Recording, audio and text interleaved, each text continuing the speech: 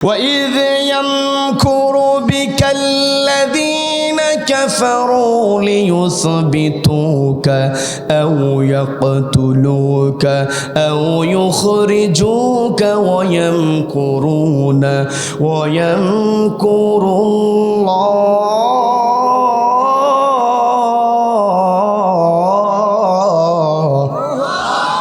وَاللَّهُ خَيْرُ الماكرين।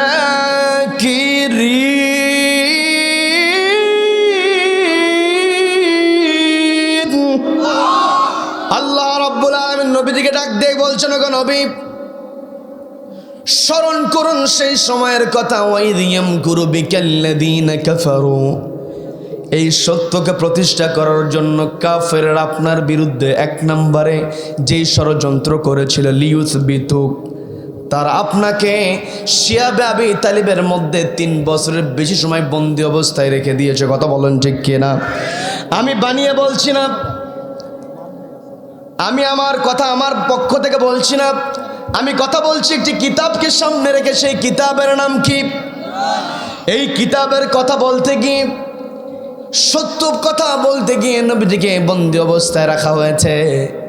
কিন্তু বন্দী অবস্থায় রেখে দিয়ে নবীজির কাছ থেকে মানুষকে কেউ সরিয়ে রাখতে পারে না। এই কথা বলেন ঠিক কিনা? আমরা এমন দৃশ্য দেখেছি, কোরআনের তাফসির করে 2-3 বছর বন্দী অবস্থায় রেখে দিয়েছে, কোরআন শোনা থেকে মানুষকে বিরত রেখেছে। কিন্তু যখন বন্দি থেকে বের হয়েছে, দীর্ঘদিনের যে গ্যাপগুলো ছিল, দিনে রাতে সন্ধ্যায় মাগরিবের পর ফজর পর এগুলো আলোচনা করে দীর্ঘ সময়ের গ্যাপগুলো আল্লাহ পূরণ করিয়ে দিচ্ছেন। কথা বলেন ঠিক কিনা? আগে যদি জেলখানায় যাওয়ার পূর্বে লোক যদি হয় 5,000, জেল থেকে বের হওয়ার পরে তার সামনে লোকেরা উপস্থিত হয় 50,000। কথা বলেন ঠিক কিনা? এর দ্বারা প্রমাণ হয়ে যায় বন্দি অবস্থায় রেখে দিয়ে মানুষকে কোরআন থেকে দূরে সরিয়ে রাখা যাবে না। আমাকে আপনাকে কোরআনকে মেনে চলার জন্য সত্য বলতে হবে। সত্য বলতে আমাদের ভয় পাওয়া যাবে না। যদি আমরা ভয় পাই, ঈমান থাকবে না। কথা বলেন ঠিক কিনা? যারা ঈমানদার হবে, ওয়া আলা রাব্বিহিম ইয়াতাওয়াক্কালুন, তারা ভরসা করবে কার উপরে? আল্লাহর উপরে ভরসা করবে। নবীজির 1 নম্বর বৈশিষ্ট্য ছিল নবীজি সত্য বলেছেন। 2 নম্বর বৈশিষ্ট্যর দিকে যাই, নবীজির 1 নম্বর ষড়যন্ত্র ছিল নবীজিকে শিয়াবে আবি তালিবের মধ্যে বন্দী অবস্থায় রেখে দেওয়া হয়েছে।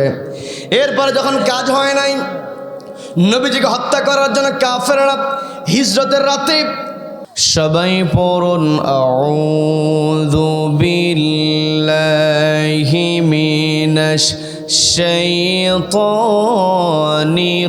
রাজীম, বিসমিল্লাহির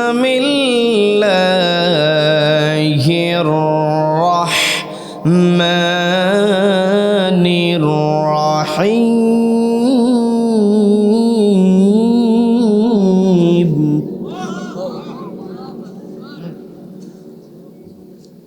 লাকাদ কানা লাকুম ফি রাসূলিল্লাহি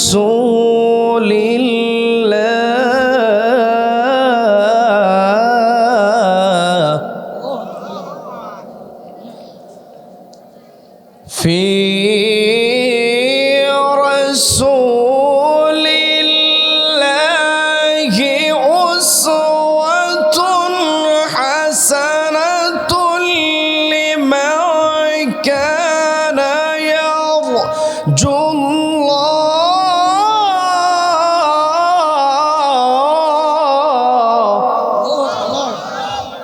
দিলে দেওয়ার দরকার নেই।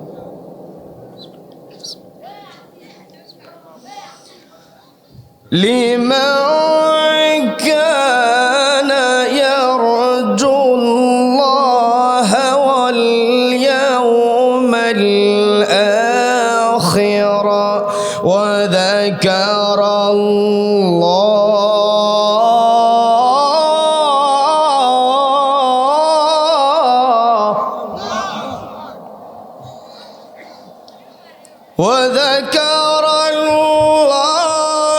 كثيرا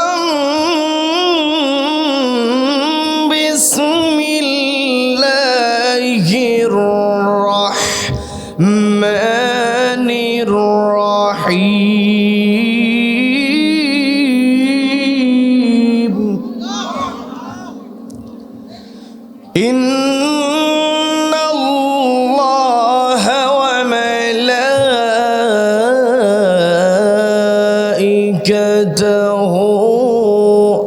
ইউসাল্লুনা আলান নবী ইয়া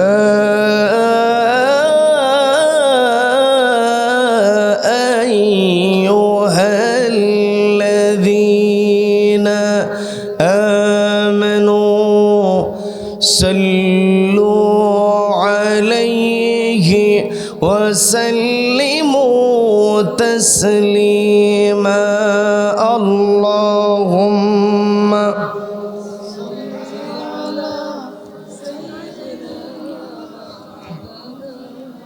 وعلى آله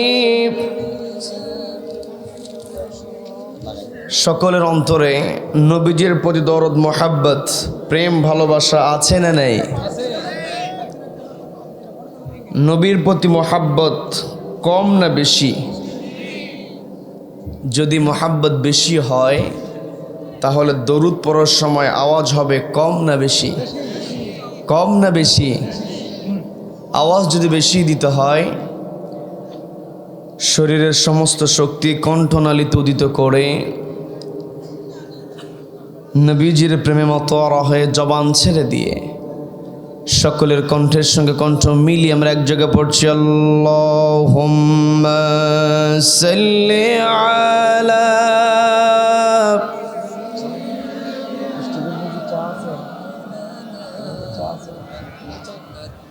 ওয়া আলা আলিহি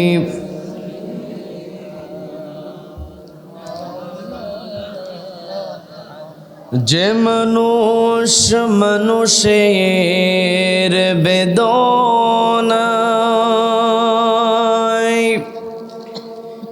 কেঁদেছিলেন জীবন মদিনায়,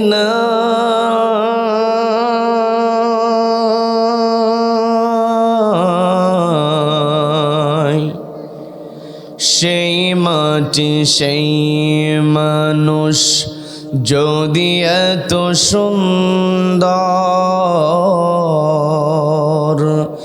না জানি তাহলে আল্লাহ তুমি কত সুন্দর, কত সুন্দর। আল্লাহুম্মা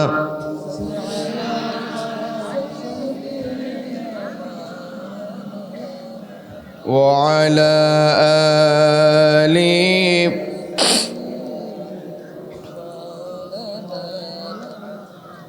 সবাই পড়ুন বালাগাল উলা বিকামালিহি কাশাফাদ দুজা বিজামালিহি حسنت جميع خصاله صلوا বাংলাদেশের অন্যতম প্রসিদ্ধ জেলা, ইসলামী জনপদ, সাতক্ষীরা জেলার কলারোয়া উপজেলার জয়নগর রামকৃষ্ণপুর বাইতুন নূর জামে মসজিদের উন্নতিকল্পে আয়োজিত চতুর্থ বার্ষিকী দিনব্যাপী অনুষ্ঠিত তাফসীরুল কোরআন মাহফিলের আজকের এই রহমতপূর্ণ বরকতপূর্ণ দ্বীনি মজলিসের সম্মানিত সুযোগ্য অনারেবল প্রেসিডেন্ট সভাপতিত্ব করছেন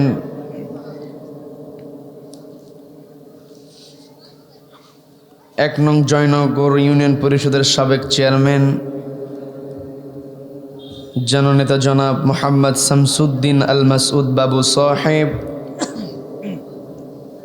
মাহফিল পরিচালনায় রয়েছেন অত্র মসজিদের সম্মানিত সুযোগ্য সভাপতি বিশিষ্ট শিক্ষাবিদ জনাব মাস্টার মোহাম্মদ হায়দার আলী সাহেব।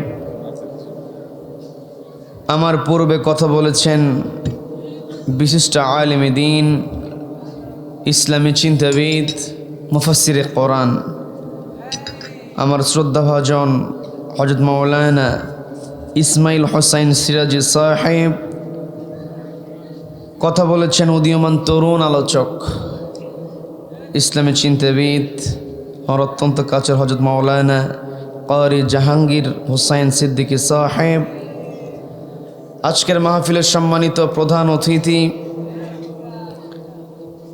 সাতক্ষীরা 1 আসনের মাননীয় সংসদ সদস্য জনাব মোহাম্মদ ফিরোজ আহমেদ স্বপন সাহেব, মান্যবর অতিথি জনাব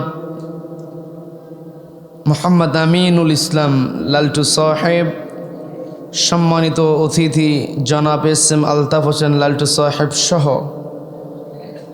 আমন্ত্রিত অতিথিবৃন্দ, বিশেষ অতিথিবৃন্দ, উপস্থিত রয়েছেন হযরত উলামায়ে কেরাম, তলাবায়ে ইলম। বিশেষ করে আমার সামনে বসে আছেন অত্র এলাকার পার্শ্ববর্তী এলাকা হতে আগত কোরআন প্রেমিক, নবী প্রেমিক, তাওহীদ জনতা। পর্দার অন্তরাল থেকে শুনছেন আমার অত্যন্ত শ্রদ্ধেয়া মা এবং বোনেরা। আলোচনার সূচনায় আমি আপনাদেরকে অভিনন্দন জানাই, মোবারকবাদ জ্ঞাপন করছি। রব্বুল আলামিনের শেখানো ভাষায় বলছে, আসসালামু আলাইকুম ওয়া রাহমাতুল্লাহি ওয়া বারাকাতুহু। সম্মানিত দিনী ভাইয়েরা, আলোচনায় প্রবেশের পূর্বে আমি জানতে চাচ্ছি আপনারা সকলে কেমন আছেন? আল্লাহ রাব্বুল আলামিন আমাকেও ভালো রেখেছেন, বলি আলহামদুলিল্লাহ। এই যে আমরা ভালো আছি, আমাদেরকে ভালো রাখার একমাত্র কেবলমাত্র কর্তৃত্ব কার হাতে? যেই রব্বুল আলামিন আমাদেরকে ভালো রেখে সুস্থ রেখে সারাদিনের হাজারো কর্মব্যস্ততার পর ক্লান্ত শরীর নিয়ে যে সময়টাতে ঘরে ফেরার কথা ছিল, ঠিক সেই সময়টাতে ঘরের আকর্ষণকে প্রত্যাখ্যান করে কোরআনের আকর্ষণে যে মহান মুনিব আমাদেরকে এই জান্নাতের বাগানে আসার, বসার এবং কোরআন কারীম থেকে কিছু কথা বলার এবং শোনার মতো তৌফিক দান করলেন, সেই মহান মুনিবের দরবারে শুকরিয়া আদায় করে আমরা সকলে এক জায়গায় বলে উঠছি আলহামদুলিল্লাহ। আবারও বলছি আলহামদুলিল্লাহ। আল্লাহু আকবার, লা ইলাহা ইল্লাল্লাহু, আল্লাহু আকবার, ওয়ালিল্লাহিল হামদ, ওয়ালিল্লাহিল হামদ। আমরা কৃতজ্ঞতা আদায় করলাম কার? জীবনের প্রত্যেকটা ক্ষেত্রে একজনের প্রশংসা হবে, তিনি কে? আমাকে আপনাকে সৃষ্টি করেছেন কে?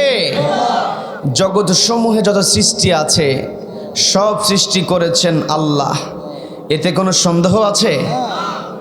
যেহেতু আল্লাহ সব তৈরি করেছেন, কাজেই এই পৃথিবীতে একমাত্র প্রশংসা হবে আল্লাহর। আল্লাহ ব্যতীত এই পৃথিবীতে কেউ প্রশংসিত হতে পারে? কেউ প্রশংসিত হতে পারে? None can be praised, only Allah will be praised. সবাই চিৎকার দিয়ে বলেন আল্লাহু আকবার, আল্লাহু আকবার।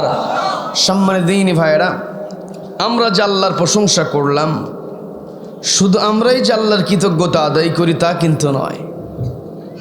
জগতের যত সৃষ্টি আছে সব সৃষ্টি সবসময় কৃতজ্ঞতা আদায় করছে কার? সবাইকে বলতে হবে কার কৃতজ্ঞতা আদায় করছে? সেই কথাটাই রব্বুল আলামিন সুন্দর করে জানিয়ে দিলেন, ইউসাব্বিহু লিল্লাহি মা ফিস সামাওয়াতি ওয়া মা ফিল আরদি লাহুল মুলকু ওয়া লাহুল হামদু ওয়া হুয়া আলা কুল্লি শাইইন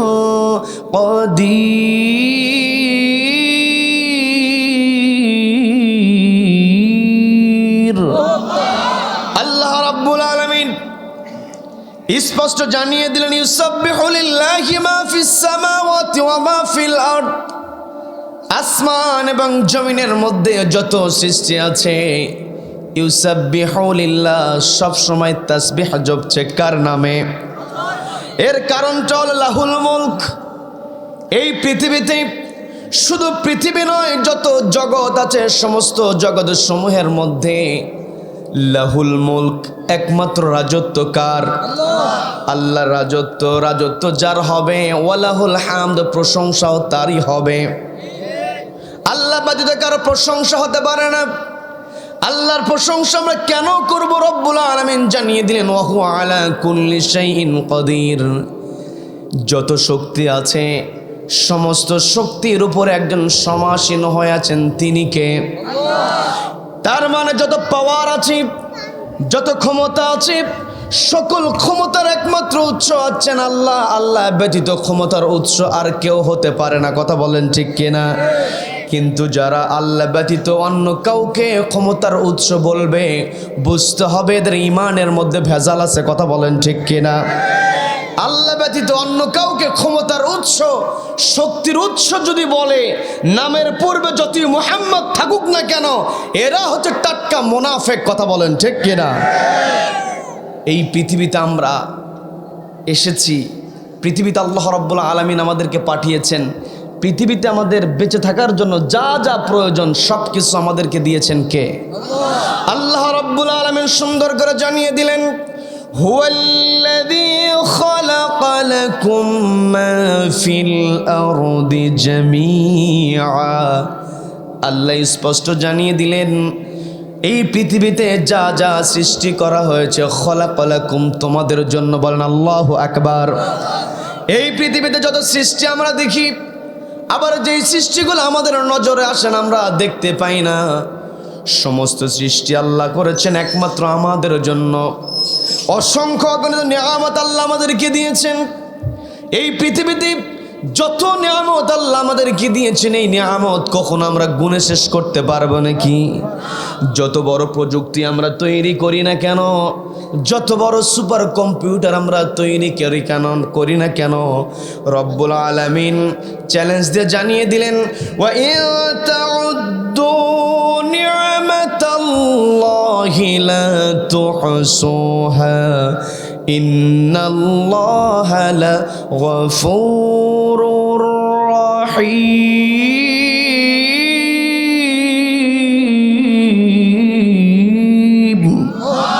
আল্লাহ রাব্বুল আলামিন স্পষ্ট জানিয়ে দিলেন, আমার বান্দারা, ওয়া ইন তাউদ্দু নি'মাতাল্লাহ, তোমরা যদি আমি আল্লাহ আমার নিয়ামতের গণনা শুরু করে দাও, লা তুহসুহা, তোমরা হিসাব মেলাতে পারবে না। আমাদের ক্যালকুলেটরগুলো অকেজো হয়ে যাবে, সুপার কম্পিউটারগুলো বিকল হয়ে যাবে। আমরা আমাদের আল্লাহ রাব্বুল আলামিন আমাদের উপরে যে নিয়ামত দিয়েছেন, এটা গণনা করে আমরা কখনো শেষ করতে পারবো না।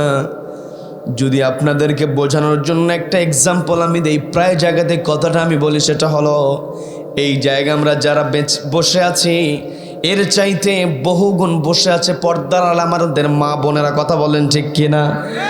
এই যে আমরা বসে আছি, আমাদের সবার প্রতি মিনিটে শ্বাস প্রশ্বাস চলছে, সেকেন্ডে সেকেন্ডে শ্বাস প্রশ্বাস চলছে। এই শ্বাস প্রশ্বাসটা চলমান হওয়ার জন্য সবচাইতে গুরুত্বপূর্ণ যে উপাদান, সেটার নাম হচ্ছে অক্সিজেন। আল্লাহ যে কত নিয়ামত আমাদেরকে দিয়েছেন, কিভাবে আমরা ভুলে যাই? যদি একটু চিন্তা করি, আপনাদের থিঙ্কিং পাওয়ারটা একটু ওপেন করে দেন। এই যে শ্বাস নিচ্ছি আমরা, অক্সিজেন আমরা প্রবেশ করাই। আজ বায়োলজিক্যাল সায়েন্স তারা গবেষণা করেছে, রিসার্চ করেছে। বায়োলজিক্যাল সায়েন্স যেই ফলাফলটা দিয়ে দিল, একজন মানুষ তার শ্বাস প্রশ্বাসটাকে চলমান রাখার জন্য প্রতি মিনিটে 7 থেকে 8 লিটার অক্সিজেন গ্রহণ করে। বলেন আল্লাহু আকবার। প্রতি মিনিটে যদি 7 থেকে 8 লিটার অক্সিজেন গ্রহণ করা হয়, তাহলে হিসাব করে দেখা যায় 24 ঘন্টায় একজন মানুষ 10,000 থেকে 11,500 লিটার অক্সিজেন গ্রহণ করে। বলেন আল্লাহু আকবার। এই যে 10,000 থেকে 11,500 লিটার অক্সিজেন আমি আপনি গ্রহণ করি, এর পুরোটাই কিন্তু আমার আপনার দেহের মধ্যে স্থায়ী হয় না। রব্বুল আলামিন এমন মেকানিজম আমাদের দেহের মধ্যে দিয়েছেন, এই হাজার হাজার লিটার থেকে মাত্র 550 লিটার আমাদের দেহের জন্য উপযোগী করার মেকানিজম দেহের মধ্যে দিয়েছেন কে? এই যে আল্লাহ রব্বুল আলামিন এত সুন্দর মেকানিজম আমাদেরকে দিয়ে দিলেন। আল্লাহ যদি আমাদের কাছ থেকে হিসাব চান, আমরা হিসাব দিতে পারবো না। প্রত্যেক দিন কত পরিমাণ অক্সিজেন আমি আপনি গ্রহণ করছি। শুধুমাত্র 550 লিটার যেটা আমার আপনার দেহের মধ্যে স্থায়ী হয়, প্রত্যেক দিন প্রয়োজন হয়, দেহের মধ্যে ব্যবহৃত হয়, এটার হিসাব যদি আমরা করি, আমরা হিসাব মেলাতে পারবো না।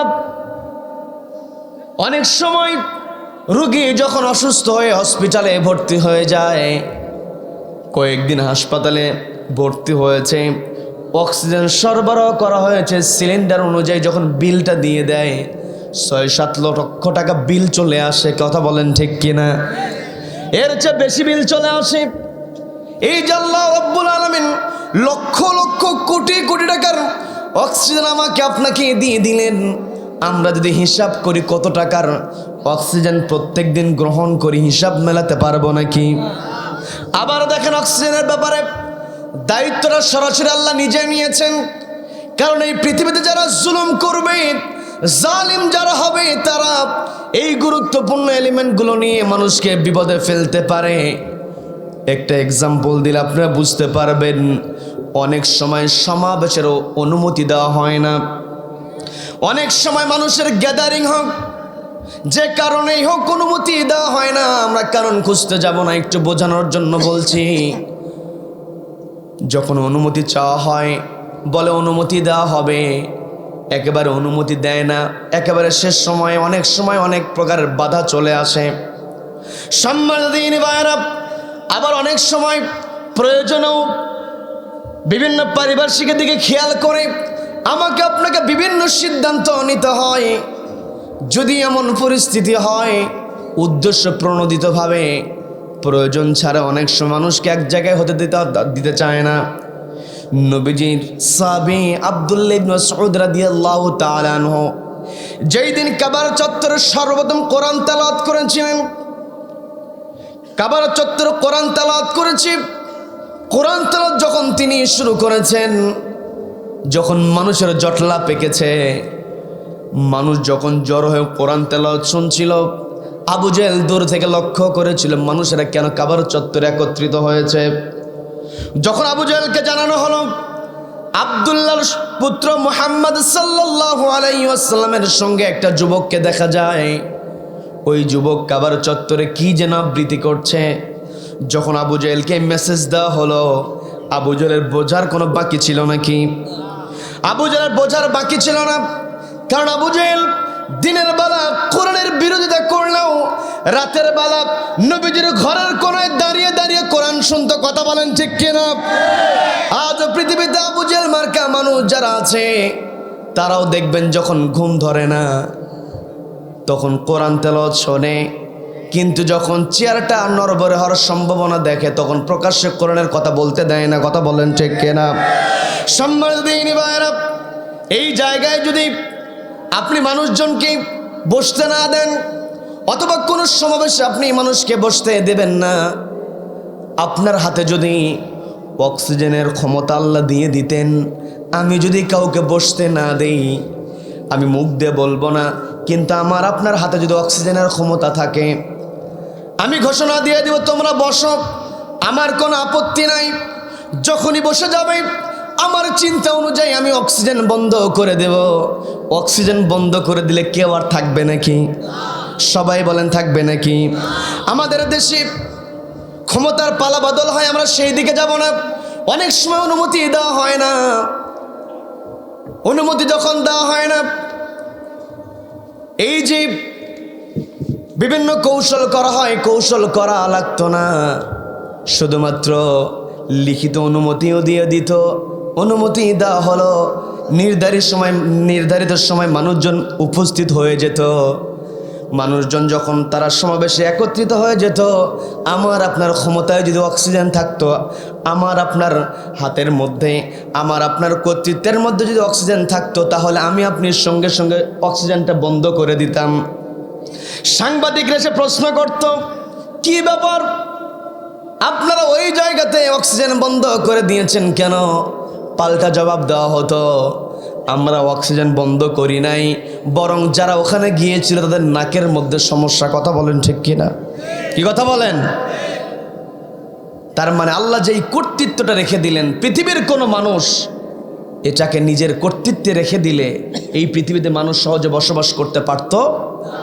এই জন্য এই যে নেয়ামত আল্লাহ আমাদেরকে দিয়ে দিলেন, এই যে নেয়ামত, অনেক সময় পানির যেই কর্তৃত্ব সেটা আল্লাহর হাতেই রেখেছেন। কোনো কোনো সময় কোনো দেশের মধ্যে দিয়ে পানি নদী প্রবাহিত হয়েছে, একটু ক্ষমতার জোর খাটায়া ওই রাষ্ট্রের পজিশন যদি ভালো হয় বাদ দিয়ে দেয়, আছে না নাই?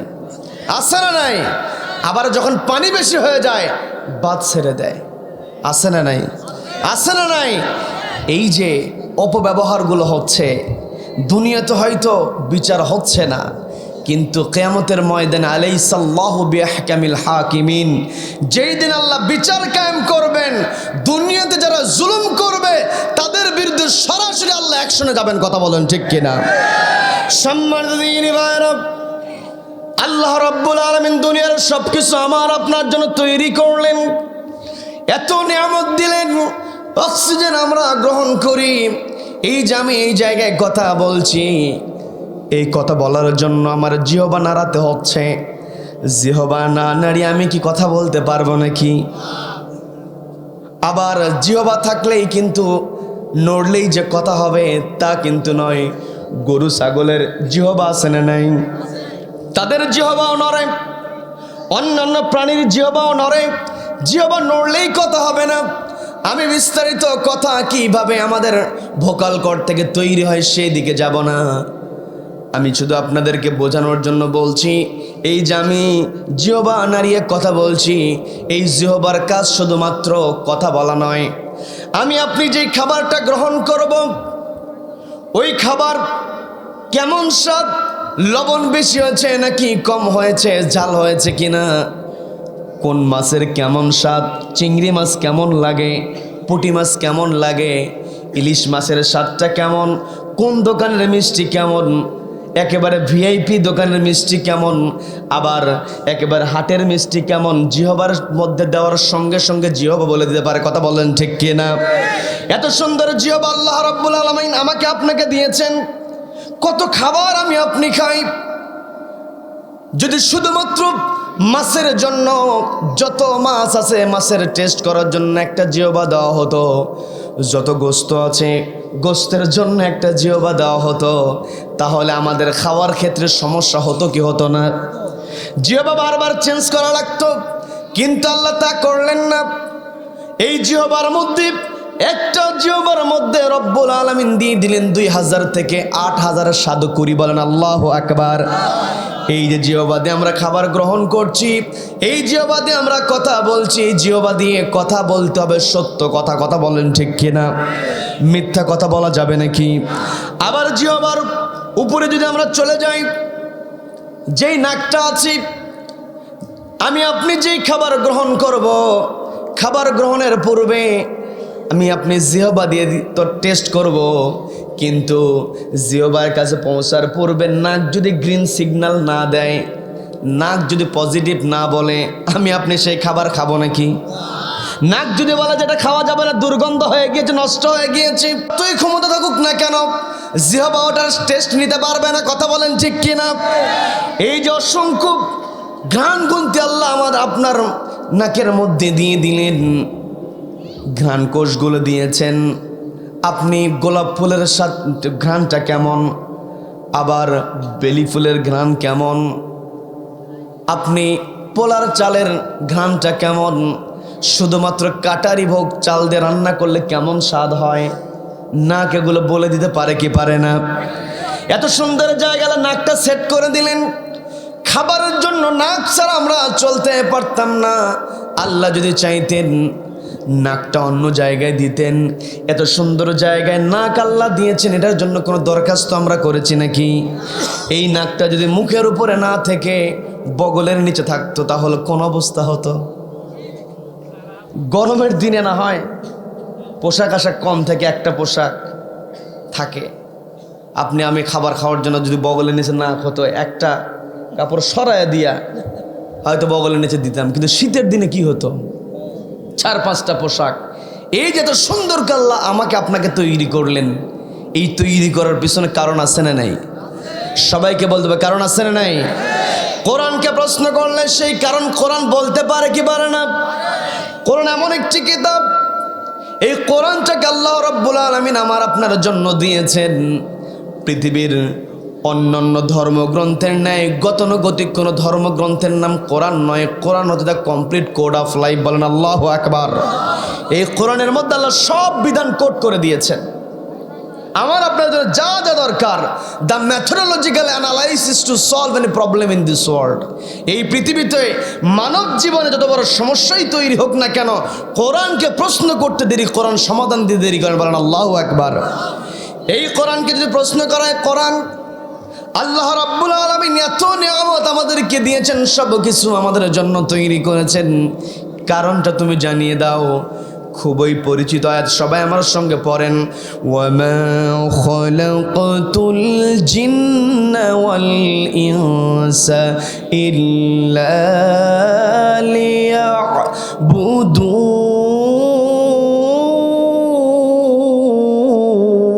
লিয়াবুদুন। আল্লাহ রাব্বুল আলামিন জানিয়ে দিলেন, আমি মানুষ এবং জিন জাতিকে তৈরি করেছি একমাত্র আমার গোলামি করার জন্য, আমার দাসত্ব করার জন্য। এই পৃথিবীতে 24 ঘন্টার মধ্যে 1 সেকেন্ড, শুধু 1 সেকেন্ড নয়, ন্যানো সেকেন্ডের সুযোগ নেই ইবাদতের বাহিরে থাকার। প্রত্যেকটা মুহূর্ত, প্রত্যেকটা সময় আমার আপনার ইবাদত করতে হবে কার? এখন অনেকে প্রশ্ন করতে পারে, আমরা যখন ঘুমিয়ে যাই, ঘুমের সময় কিভাবে ইবাদত করব? অনেক সময় প্রশ্ন করে, সব উত্তরের মধ্যে প্রশ্ন করে এমন ছাত্র আছে না নাই? হয়তো প্রশ্ন করে বললো, হুজুর আপনি তো বললেন 24 ঘন্টার মধ্যে ন্যানো সেকেন্ড আল্লাহর ইবাদতের বাইরে থাকা যাবে না, তাহলে যখন ঘুমিয়ে থাকি কেমন করে ইবাদত করব? জবাব আছে না নাই? ঘুমানোর পূর্বে যদি আল্লাহর নাম নিয়ে নেই, আবার ঘুম থেকে জাগার পরে যদি আল্লাহর কৃতজ্ঞতা আদায় করি, রব্বুল আলামিন ওই ঘুমটাকে ইবাদত বানিয়ে দেন। বলেন না সুবহানাল্লাহ। এই পৃথিবীতে আমি আপনি এসেছি, আমাকে আপনাকে ইবাদত করতে হলে একটি কিতাবকে মেনে চলতে হবে। সেই কিতাবের নাম কি? এই কোরআনটাকে এমন করে মানতে হবে, আমার আপনার সামনে রেখে, এই কোরআনটাকে সামনে রেখেই চলতে হবে। কোরআনকে সামনে রেখে যদি আমি আপনি চলতে পারি, নবীজি জানিয়ে দিলেন, মান জাআলাহু আমামাহু কাদাহু ইলাল জান্নাহ। যেই ব্যক্তি কোরআনকে তার ইমাম বানিয়ে নিতে পারবে, কাদাহু ইলাল জান্নাহ, কোরআন তাকে আল্লাহর জান্নাতে প্রবেশ করায় দিবে। বলেন না সুবহানাল্লাহ।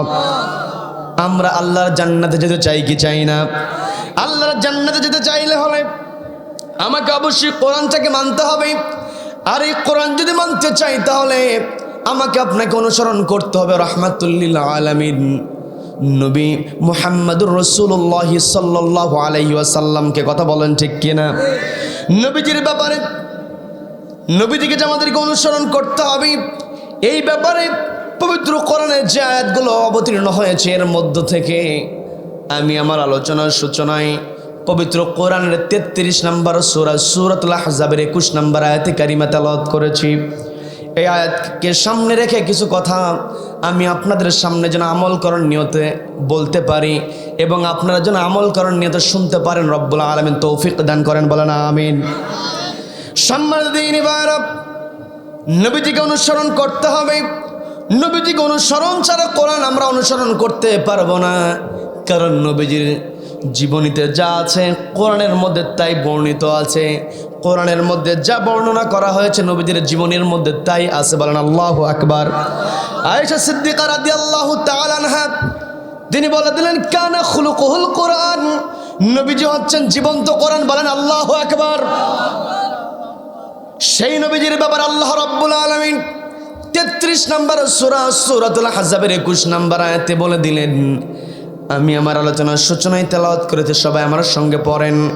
লাকাদ কানা লাকুম ফি রাসূলিল্লাহি উসওয়াতুন হাসানাতুন লিমান কানা ইয়ারজুল্লাহা ওয়াল ইয়াওমাল আখির ওয়া যাকারাল্লাহ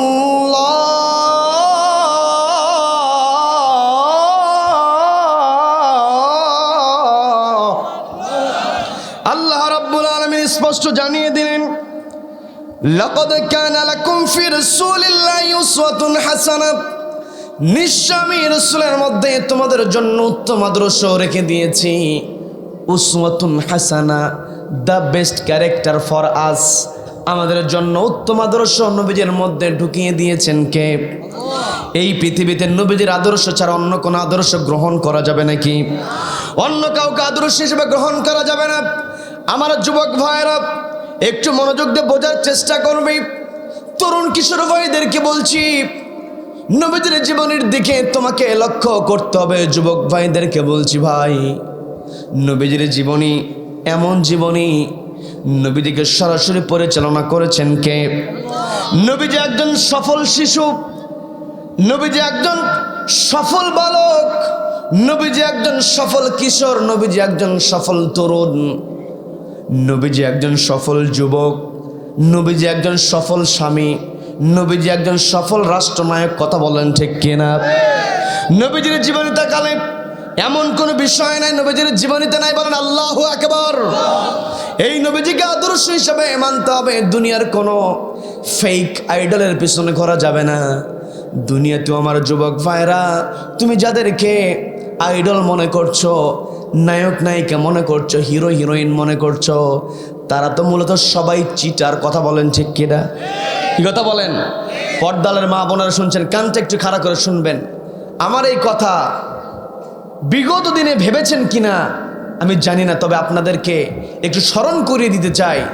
যত নায়ক নায়িকাকে আমরা টিভি পর্দায়, সিনেমার পর্দাতে দেখি, এরা যখন পর্দার সামনে আসে, তাদের ঘর থেকে বের হয়ে আসে, একটা নায়ক নায়িকা তাদের রিয়েল চেহারা নিয়ে হাজির হয় না। কথা বলেন ঠিক কিনা? শুধুমাত্র নায়িকারা যে আটা ময়দা সুজি লাগায় বের হয় তা কিন্তু না, ওই নায়কদেরও কিন্তু মেকআপ করায় তারপরে ক্যামেরার সামনে হাজির করে। কি কথা বলেন? ও যুবক ভাইয়ের একটু মনোযোগ দিয়ে আপনি শুনবেন। পর্দালের তরুণ তরুণী আমার মা বোনেরা, আপনারাও শুনবেন। আপনি যাকে অনুসরণ করছেন, যেই নায়িকাকে দেখে আপনি পোশাক পরছেন, ওই নায়িকা ওই পোশাক পরার জন্য, ওই পোশাক পরে দেহটা বের করেছে, দেহের একটা অঙ্গ বের করে দিয়েছে, এটার বিনিময়ে সে লক্ষ কোটি টাকা পারিশ্রমিক নিয়েছে। হয়তো দুনিয়ার কিছু স্বার্থ সে নিয়েছে, কিন্তু আপনি কিভাবে একজন নর্তকীকে অনুসরণ করে ওই পোশাক পরে আপনার মূল্যবান অর্গান আপনি মানুষকে দেখান? কথা বলেন ঠিক কিনা? আমার যুবক ভাইদেরকে বলছি, যেই নায়কগুলো চরিত্রহীন, যেই নায়কগুলো বিবাহ ছাড়াই সন্তান দিয়ে দেয়, তুমি সেই নায়ককে কেমনে তোমার আইডল মনে করো? আমার বুঝে আসে না। কথা বলেন ঠিক কিনা? আজকে যুবক যুবতীরা প্রকৃত আইডল কারা হবে, প্রকৃত আদর্শ কার অনুসরণ করতে হবে, এটা ভুলে যাওয়ার কারণে সমাজের সর্বত্র বেহায়াপনা, বেলাল্লাপনাতে ভরে গিয়েছে। পর্দালের মা বোনেরা শুনছেন, একটু কানটা খাড়া করে শুনবেন, একটু বোঝার চেষ্টা করবেন। আজকে নবীজির আদর্শ আমরা ধারণ করতে পারি না। নবীজির নামটা আমরা আমাদের নামের সামনে বসিয়ে নিয়েছি। এখানে মুরব্বী বসে আছেন, আমার সঙ্গে একমত হবেন। আজ থেকে 100 বছর পূর্বেও আমাদের উপমহাদেশ যারা মুসলমান, দেখবেন মানে আমাদের অন্যান্য যেই দেশগুলো যেগুলো আছে, আপনি সৌদি আরব, ইরান, ইরাক, এই দিকে আপনি দেখবেন তাদের নামের সামনে কিন্তু মোহাম্মদ নাই। আমাদের নামের সামনে মোহাম্মদ আছে। একটা সময় ছিল না, নামের পূর্বে শ্রী লেখা থাকতো। এখনো পুরাতন দলিল খুঁজলে দেখা যায় নামের আগে শ্রী আছে। নামের আগে থেকে আমরা উপমহাদেশের মানুষগুলো শ্রী কেটে দিয়েছি, কেটে দিয়ে মুহাম্মদ বসিয়েছি, কিন্তু মুহাম্মদের চরিত্র লালন করতে পারি নাই। কথা বলেন ঠিক কিনা? আজকে মুহাম্মদের চরিত্র যদি আমি আপনি ধারণ করতে পারতাম, যারা চেয়ারে বসেছেন, নবীজি দেশের সর্বোচ্চ চেয়ারে বসে রাষ্ট্র পরিচালনা করেছেন। কথা বলেন ঠিক কিনা? আজকে নবীজির যেই চরিত্র, এটা যদি চেয়ারে যারা বসে আছেন তাদের ভিতরে থাকতো, তাহলে সমাজের মধ্যে গরিব মানুষগুলো নির্যাতিত হতো না, লাঞ্ছিত হতো না। কথা বলেন ঠিক কিনা? প্রতিবন্ধী কাজ করতে পারে না। বিরক্ত হচ্ছেন? বিরক্ত হচ্ছেন? প্রতিবন্ধী মানুষ কাজ করতে পারে না, বয়স হয়ে গিয়েছে, বৃদ্ধ মানুষ ইয়ংকালে কাজ করেছে কিন্তু বয়স হয়ে যাওয়ার পরে কাজ করতে পারে না, সরকারের তরফ থেকে বয়স্ক ভাতা দেওয়া হয়, প্রতিবন্ধী ভাতা দেওয়া হয়, স্বামী মারা গিয়েছে বিধবা ভাতা দেওয়া হয়। এই যে ভাতাগুলো দেওয়া হয়, কম দামে চাল দেওয়া হয় গরিব মানুষকে, এই ভাতাগুলো পাইতে গিয়েও গরিব মানুষকে কিছু কমিশন না দিলে পায় না। কথা বলেন ঠিক কিনা? আজকে নবীজির চরিত্র যদি আমার আপনার ভিতরে থাকতো তাহলে এই কাজগুলো সমাজের মধ্যে কখনো করার সাহস কেউ পেত না। কথা বলেন ঠিক কিনা? সম্মানিত ভাইরা, সময় অল্প, কথা বলতে হবে, বুঝতে হবে, যতটুকু কথা হবে ততটুকু বুঝতে হবে। খালি মাথার ওপর দিয়ে এক কান থেকে আর এক কানে নেওয়া যাবে না। কথা বলেন ঠিক কিনা? এই জায়গায় আমরা বসেছি, হয়তো আমি আপনি দেখতে পাচ্ছি না, চতুর্পাশে ফেরেশতারা বসে। শুধু ফেরেশতা নয়, গোটা দুনিয়াতে যত সৃষ্টি আছে, যত সৃষ্টি আছে, ইস্তাগফির লাহু মান ফিস সামাওয়াতি ওয়াল আরদি হাত্তাল হিতানি ফিল মা।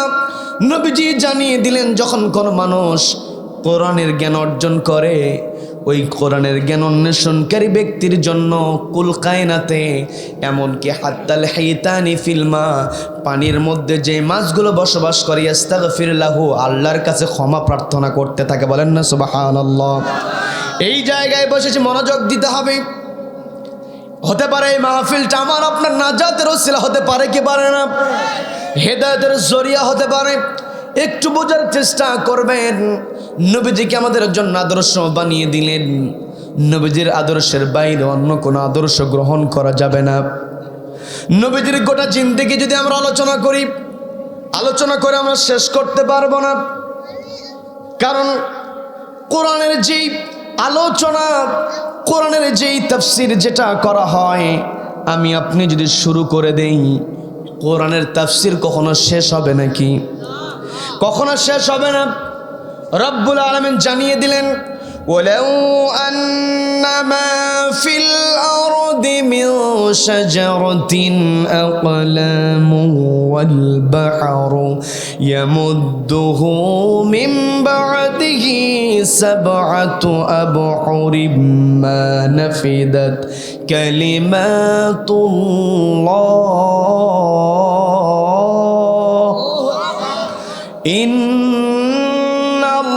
ইন্নাল্লাহা আজিজুন হাকীম। আল্লাহ রাব্বুল আলামিন স্পষ্ট জানিয়ে দিলেন, ওয়ালাউ আন্নামা ফিল আরদি মিন শাজারাতিন আকলাম, পৃথিবীতে যত গাছপালা আছে যদি আকলামুন কলম হয়ে যায়, আমরা তো জানি যা দিয়ে লিখি এটাকে বলা হয় কলম। এই কলম শব্দটা হচ্ছে এক বচন। এই জায়গায় আল্লাহ রাব্বুল আলামিন বললেন মিন শাজারাতিন, গাছ থেকে আকলামুন, সবগুলোকে যদি কলম বানিয়ে দেওয়া হয়, ওয়াল বাহরু ইয়ামুদ্দুহু, এই যত সমুদ্র আছে, সমুদ্রের পানিগুলো যদি কলমের কালি হয়ে যায়, শুধুমাত্র যা পৃথিবীতে আছে তা নয়, মিন বা'দিহি সাব'আতু আবহুরিন, এর সঙ্গে যদি আরো 7 সমুদ্র 13 নদী যুক্ত করে দেওয়া হয়, মা নাফিদাত কালিমাতুল্লাহ, আল্লাহর কালামের ব্যাখ্যা শেষ হবে না। বলেন আল্লাহু আকবার। আল্লাহর কালামের ব্যাখ্যা শেষ হবে না মানে নবীজির জীবনী আলোচনা করে আমরা কখনো শেষ করতে পারবো? কিন্তু নবীজির জীবনীকে আমরা একটা সংক্ষিপ্ত প্যাটার্নে বোঝার জন্য 2-2.5 ঘন্টার সময়ের জন্য যতটুকু দরকার আমরা যদি সংক্ষেপ করে নিয়ে আসি, তাহলে আমরা দেখতে পারি নবীজির জীবনীতে সবচাইতে গুরুত্বপূর্ণ যে বৈশিষ্ট্যটা ছিল। এই আয়াতের দিকে আমি আপনি যদি তাকে, আল্লাহ বলেন, লাকাদ কানা লাকুম ফি রাসূলিল্লাহি উসওয়াতুন হাসানাহ, নিশ্চয়ই ফি রাসূলিল্লাহ, রাসূলের মধ্যে উত্তম আদর্শ দিয়েছি। এখন যদি আমরা নবীজিকে রাসূল হিসেবে দেখতে চাই, তাহলে নবীজি রাসূল হয়েছিলেন 40 বছর বয়সে। কথা বলেন ঠিক কিনা? এই জায়গায় আল্লাহ বলে দিলেন ফি রাসূলিল্লাহ, রাসূলের মধ্যে আমি তোমাদের জন্য উত্তম আদর্শ রেখে দিয়েছি। আবার নবীজির জীবনের দিকে যদি আমরা তাকাই, নবীজি 40 বছর হওয়ার পূর্বেই তৎকালীন সময় মক্কার লোকদের কাছ থেকে একটা উপাধি পেয়েছিলেন। সেই উপাধির নাম কি? সবাইকে বলতো উপাধির নাম কি? আল আমিন উপাধি। নবীজি আল আমিন উপাধি পেয়েছেন, তখনও নবীজি রাসূল হন নাই। বলেন আল্লাহু আকবার। নবীজি কেমন চরিত্রের ছিলেন? আমি আপনি যদি নবীজিকে আদর্শ হিসাবে গ্রহণ করতে চাই, তাহলে আল্লাহ যে জিহবা আমাকে দিলেন, এই জিহবার মধ্যে কথার সিস্টেম দিলেন, সাদকুরি দিয়ে দিলেন। এই জিহবা দিয়ে খাবার টেস্ট করি আমরা, এই জিহবা দিয়ে আমরা কথা বলি। এই যে কথা বলার ক্ষমতা আল্লাহ আমাদেরকে দিয়েছেন, এই জিহবা দিয়ে আমাদেরকে সবসময় সত্য কথা বলতে হবে। কথা বলেন ঠিক কিনা? নবীজির 1 নম্বর বৈশিষ্ট্য, নবীজি সত্য কথা বলেছেন। আমার আপনাকে অবশ্যই সত্য কথা বলতে হবে। যত কঠিন পরিস্থিতি হোক না কেন সত্য কথা বলতে হবে। কিন্তু বড় দুঃখ নিয়ে বলতে হয়, বর্তমান সময়ে সত্যবাদীর সংখ্যা বেশি না মিথ্যাবাদীর? সবাইকে বলতে হবে সত্যবাদী বেশি না মিথ্যাবাদী বেশি? আজকে আমি আপনি মিথ্যাবাদীর ফিরে যদি সত্য কথা বলে আমার আপনার বিপদ আছে না নাই? কিন্তু বিপদ যতই আসুক না কেন, লাকাদ কানা লাকুম ফি রাসূলিল্লাহি উসওয়াতুন হাসানাহ, আল্লাহর এই অর্ডারের আলোকে আমি আপনি যদি নবীজিকে আদর্শ হিসেবে গ্রহণ করতে পারি, যতই ষড়যন্ত্র যতই বিপদ আমার আপনার আসুক না কেন, সত্য বলা থেকে আমি আপনি পিছপা হব না। কথা বলেন ঠিক কিনা? সত্য বলতে হবে।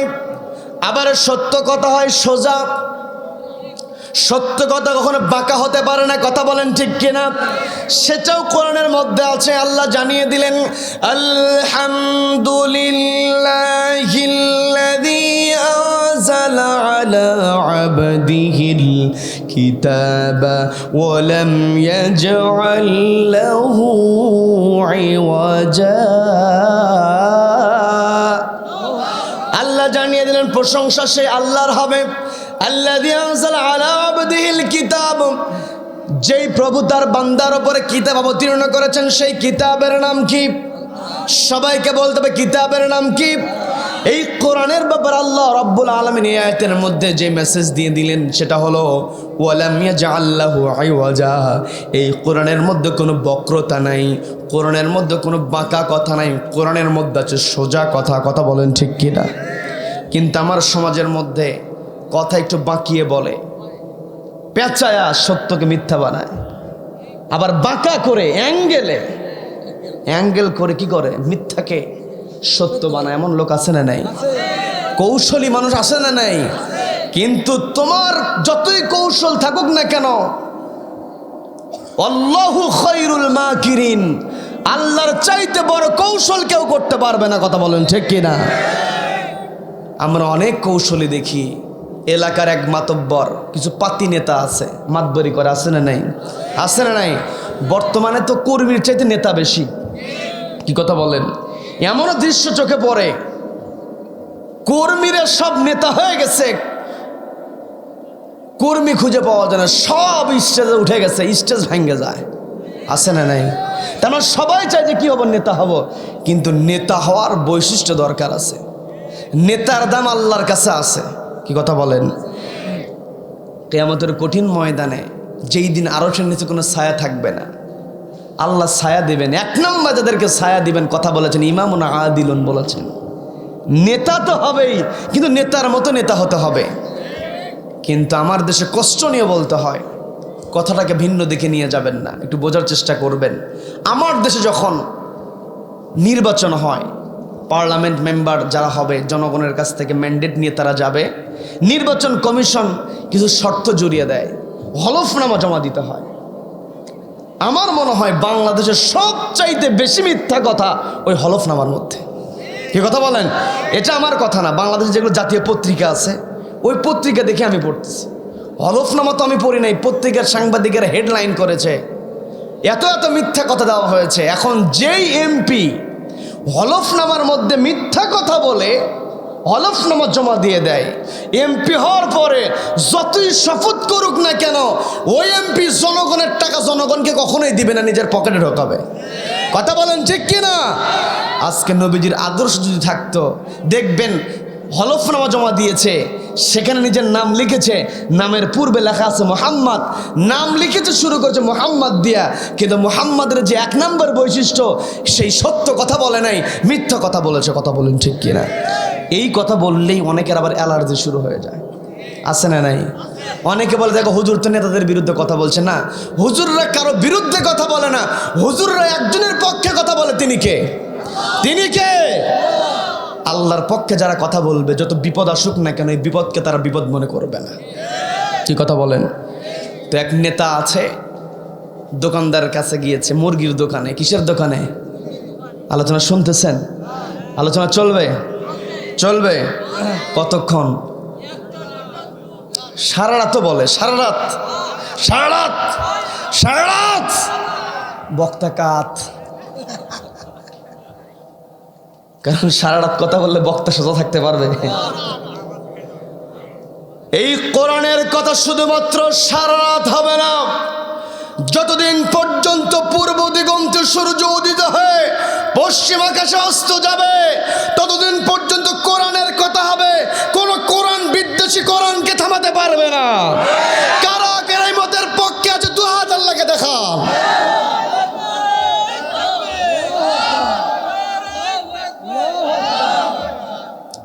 আল্লাহ আমাদের সকলকে কবুল করেন, বলে না আমিন, বলে না আমিন।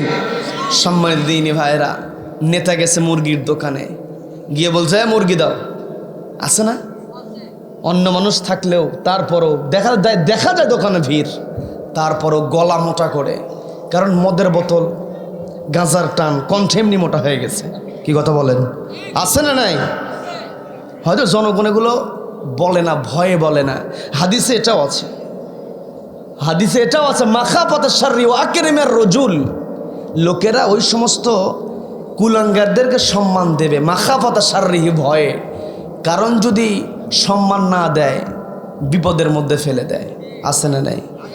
এই জন্য দেখবেন অনেক নেতাকে সালাম দিবে না, এই ভয়ে সব সময় দূরে দূরে থাকে। হঠাৎ করে নেতার সামনে পড়েই গেছে, সালাম একখান দিয়ে ফেলছে, যখনই চলে যায় কয় এর জ্বালায় আর রাস্তাতে হাঁটতে পারি না, শালা মরবে কবে। আছে না নাই? আছে না নাই? এইরকম মার্কা এক নেতা গেছে, গিয়ে বলতেছে এই দাও মুরগি দাও। মুরগি তো সব বিক্রি হয়ে গেছে। বলে ওটা বুঝি না, আমার মুরগি লাগবে, বোঝো না? বলে মুরগি সব বিক্রি করে ফেলেছি, আপনি আগে আসেন না, আগে আমাকে একটু ফোন দিয়ে বলে দিতেন, তাহলে ভালো মুরগিটা আমি রেখে দিতাম। বলে অত কিছু বলতে চাই না, আমার মুরগি লাগবে, বাড়ি থেকে বলে দিয়েছে। কারণ বাহিরে যতই নেতা হোক না কেন, পর্দার মা বোনেরা শুনছেন, বাহিরে যতই নেতা হোক না কেন, স্ত্রীর কাছে ওগুলো নেতামি খাটে না। কি কথা বলেন? কি কথা বলেন? বাহিরে যত বড় প্রেসিডেন্ট এমপি মন্ত্রী হোক না কেন, মায়ের সামনে ওগুলো মন্ত্রিত্ব চলে না। কি কথা বলেন? এই জন্য সমাজের মধ্যে যদি আমরা সত্য প্রতিষ্ঠা করতে চাই, নবীজির আদর্শ প্রতিষ্ঠা করতে চাই, নারীদের দরকার আছে না নাই?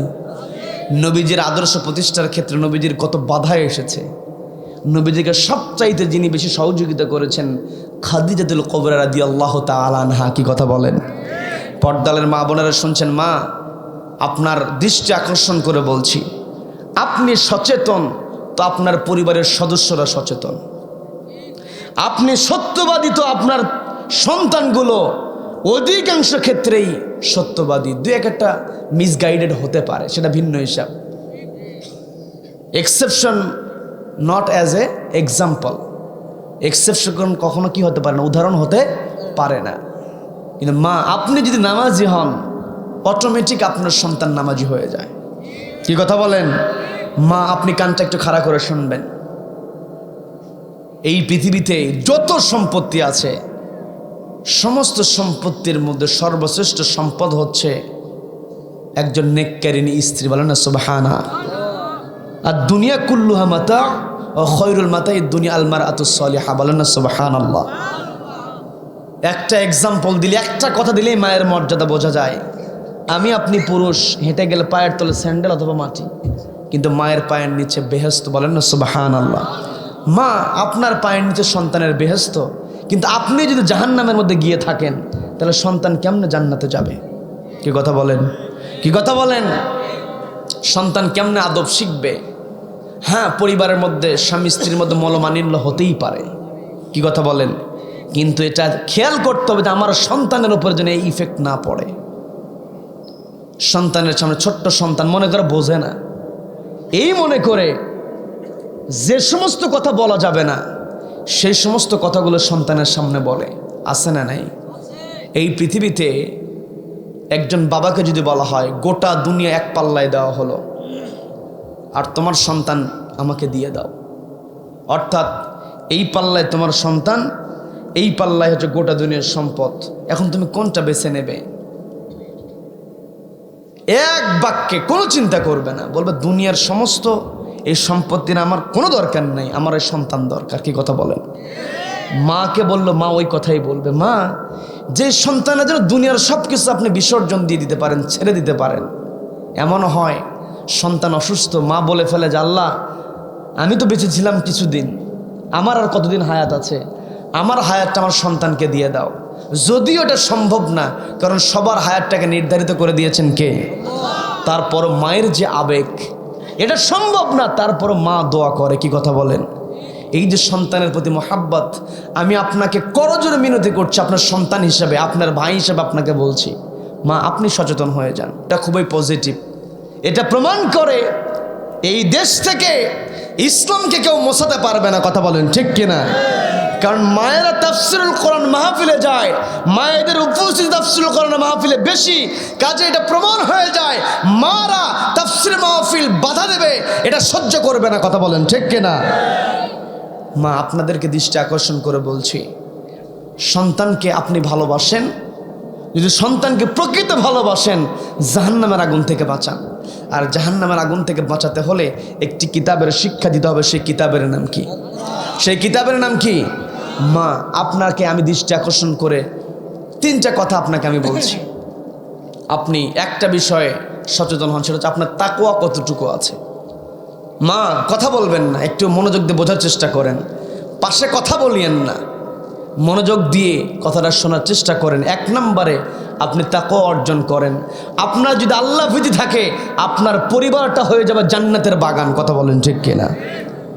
আপনি কথা বলার সময় মেপে কথা বলেন, আপনি কথা বলার সময় মেপে কথা বলেন, দেখবেন তাকওয়া অটোমেটিক আপনার অর্জিত হয়ে যাবে। কি কথা বলেন? আপনি যদি মেপে কথা বলতে পারেন, তাহলে অশালীন বাক্য আপনার কাছ থেকে দূর হয়ে যাবে। যখন আপনার ভিতর অশালীন বাক্য থাকবে না, তখন আপনি এমনিতেই সফল। কি কথা বলেন? পর্দার মা বোনদেরকে আল্লাহ কবুল করেন, বলেন আমিন। সম্মানিত দিনী ভাইয়ের যে কথা বলছিলাম, নেতা গিয়ে বলছে আমাকে মুরগি দিতে হবে, মুরগি আমাকে দিতেই হবে। বলে আমি কেমনে দেবো, সব মুরগি বিক্রি হয়ে গিয়েছে, আগামীকালকের চালানের সবার আগের মুরগিটা আপনাকে দিয়ে দেওয়া হবে, আমি সবচাইতে ভালো মুরগি বেছে বেছে আপনার বাড়িতে দিয়ে আসবো, কয়টা দিতে হবে বলেন? বলে অত বুঝি না, আজকে আপাতত তোর ওই যে প্যাকেটটা পড়ে আছে ওটা দিলেই হবে। বলে ওই প্যাকেট তো আপনাকে দিতে পারবো না, কারণ ওটা আমি বিক্রি করেছি। অনেক সময় আপনি বাজার করতে গেলে মুরগির দোকানে গিয়ে বলে যে এই মুরগিটা কেটে পরিষ্কার করে রেখে দাও, আমি অন্যান্য বাজার করে বাড়িতে যাওয়ার সময় নিয়ে যাব। এমন ঘটনা আমাদের জীবনে আসছে না নাই? তা আমার কাস্টমার আমাকে টাকা দিয়ে গিয়েছে, আবার এই কাস্টমার নিজ হাতে জবাহ করে দিয়ে গিয়েছে। এখন তাকে যদি আমি মুরগিটা না দেই, তাহলে আমি এখানে দোকান নিয়ে বসা তো আমার জন্য কষ্ট হবে। আমাকে যদি মুরগি না দিস তুই কি বসতে পারবি? আসছে না নাই? আসছে না নাই? এখন গরিব মানুষ, উপায় নাই, যদি মুরগি না দেই তাহলে কালকে দোকানেই বসতে দেবে না। কিন্তু তোমার আজকে দাপট আছে, চোখটা বন্ধ করো, মাটির নিচে যখন রেখে দেওয়া হবে ওই কবর থেকেই তোমার স্টার্টিং হয়ে যাবে, তোমার শাটারিং। কথা বলেন ঠিক কিনা? তো বলতেছে ঠিক আছে মুরগি আপনাকে দিলাম আমি, কিন্তু ওই কাস্টমারকে কেমনে বুঝ দেবো, সে বুঝ আমাকে দেন। বলে মুরগির দাম কত? বলে এত টাকা। ঠিক আছে নাও, আসলে টাকাটা দিয়ে দিবা। বলে যদি মুরগি চাই তাহলে কি বলবো? বলবো যে ভাই, মুরগি চাওয়ার আগে টাকা দেওয়ার সাথে সাথে বলবি যে ভাই তোমার মুরগি তো দিতে পারলাম না, কারণ তোমার মুরগি প্যাকেট থেকে তাজা হয়ে মারছে দৌড়। কয় আপনি তো বললেন, মুখ দিয়ে বলে ফেললেন, মুখ দিয়ে বললেই তো আর হয় না। আমার কাস্টমার যদি বিশ্বাস না করে, যদি বিশ্বাস না করে তোর সঙ্গে যদি তর্কাতর্কি করে, কৌশল আমার কাছে নিয়ে আসবি, এমন বিচার করে দিব যে তোকে কিছু বলতেই পারবে না। এমন কৌশলী আছে না নাই? আছে না নাই? ঠিক আছে, কথা অনুযায়ী কাস্টমার এসেছে, কয় ভাই টাকা নাও, তোমার মুরগি মারছে দৌড়। কয় এটা কেমনে বিশ্বাস? দুইজনের তর্ক শুরু হয়ে গেছে। কৌশলে দোকানদার বলতে চলো, যেহেতু তুমি মানতেছো না, আমাকে রাগ দেখাচ্ছ, আমি কি করব? মাতবরের কাছে যাই, মাতবর যদি সমাধান দিবে এটাই মেনে নেব। দুইজন চলে গেছে। এখন দুইজনকে দেখার পরে মাতবরের কি আর বিচারের ব্যাপারে বোঝার বাকি আছে? বাকি আছে। কিন্তু তারপরেও বিচার করার জন্য তো একটা ট্রাইব্যুনালের দরকার হয়। কি কথা বলেন? রায় আগের থেকেই লেখা থাকে, তারপরও একটু বোঝানোর জন্য ট্রাইব্যুনাল গঠন হয়। এমন মানুষ দুনিয়াতে আছে না নাই? আছে না নাই? লক্ষ লক্ষ টাকা খরচ করে ট্রাইব্যুনাল গঠন করে। এমনও ঘটনা আমরা দেখি, ওই যেমনটা ওই মাতবর জানেই যে আমার বিচার কি, তারপরেও তো বুঝ দিতে হবে ওই কাস্টমারকে। কি কথা বলেন? ওই রকম বুঝ দেওয়ার মতো যারা ট্রাইব্যুনাল গঠন করে মানুষকে ধোকা দিবে, আজকে দুনিয়াতে হয়তো ধোকা দিতে পারবে, কিন্তু একদিন সব ধোকা উন্মোচন করে দেবেন কে? করে দেবেন কে? আলোচনা বুঝতে কষ্ট হচ্ছে? কষ্ট হচ্ছে? বাস। কি সমস্যা? সমস্যা হলো দোকানদার বলছে ভাই আপনি বলেন, কাস্টমার বলে যে না আপনি বলেন। দুইজন ঠেলাঠেলি শুরু হয়ে গেছে। এখন মাতবর বলতেছে এই তুই চুপ কর বেটা, তুই তো আমার এলাকার মানুষ, তোকে আগে সুযোগ দেওয়া যাবে না। বাহির এলাকার মানুষ, এই লোক বাহির থেকে আসছে, ঠিক আছে ভাই আপনাকে আগে সুযোগ দিলাম, আপনার অভিযোগটাকে আপনি বলেন। চিন্তা করে দেখেন কত বড় কৌশল। আগেই কিন্তু ওই বাহিরের লোকের মুরগি নেওয়া শেষ। কি কথা বলেন? তো বলছে কি সমস্যা? বলে সমস্যা হলো আমি মুরগির টাকা দিয়ে গিয়েছি, জবাই করে দিয়ে গিয়েছি, অন্যান্য বাজার করে মুরগি নিতে আসছি, আর আমাকে বলে টাকা দিয়ে দে, বলে যে মুরগি নাকি তাজা হয়, মারছে দৌড়। এটা কি বিশ্বাস করা যায়? না, এটা তো সহজে বিশ্বাস করা যায় না, খুব জটিল একটা বিষয়। বলে জটিল যেহেতু বিষয়, আপনি এলাকার মাতবর মানুষ, আপনি একটু সমাধান করে দেন। হ্যাঁ ঠিক আছে, সমাধান তো আমি করে দিব, কিন্তু খুবই তো কঠিন একটা বিষয়। তো ঠিক আছে, তারপরে যেহেতু তোমরা আমার কাছে এসেছো, বিচার শুরুর আগে আমি জানতে চাই তুমি কি মুসলিম না অমুসলিম? বলে মুসলিম। বলে আল্লাহর প্রতি কি তোমার বিশ্বাস আছে? বলে হ্যাঁ আছে। বলে কতটুকু? বলে পুরোপুরি। বলে 100% আল্লাহকে বিশ্বাস করো? বলে হ্যাঁ করি। তাহলে তোমার তো বিশ্বাস থাকার কথা আল্লাহ জীবিতকে মৃত করতে পারে, মৃতকে আল্লাহ জীবিত করতে পারে। বিশ্বাস কি আছে? বলে হ্যাঁ আছে। বলে কতটুকু বিশ্বাস? বলে পুরোপুরি বিশ্বাস যে আল্লাহ মৃতকে জীবিত করতে পারে। তা আল্লাহ যদি মৃতকে জীবিত করতে পারে, খামোখা দোকানদারকে বিরক্ত করতেছে কেন? যুক্তি আছে না নাই? আছে না নাই? যুক্তি দেখিয়ে একজনের নামের সঙ্গে আরেকজন নামের মিল হয়েছে, নিরপরাধ মানুষকে নামের সঙ্গে মিল থাকার কারণে বছরের পর বছর বন্দি অবস্থায় রেখেছে। কথা বলেন ঠিক কিনা?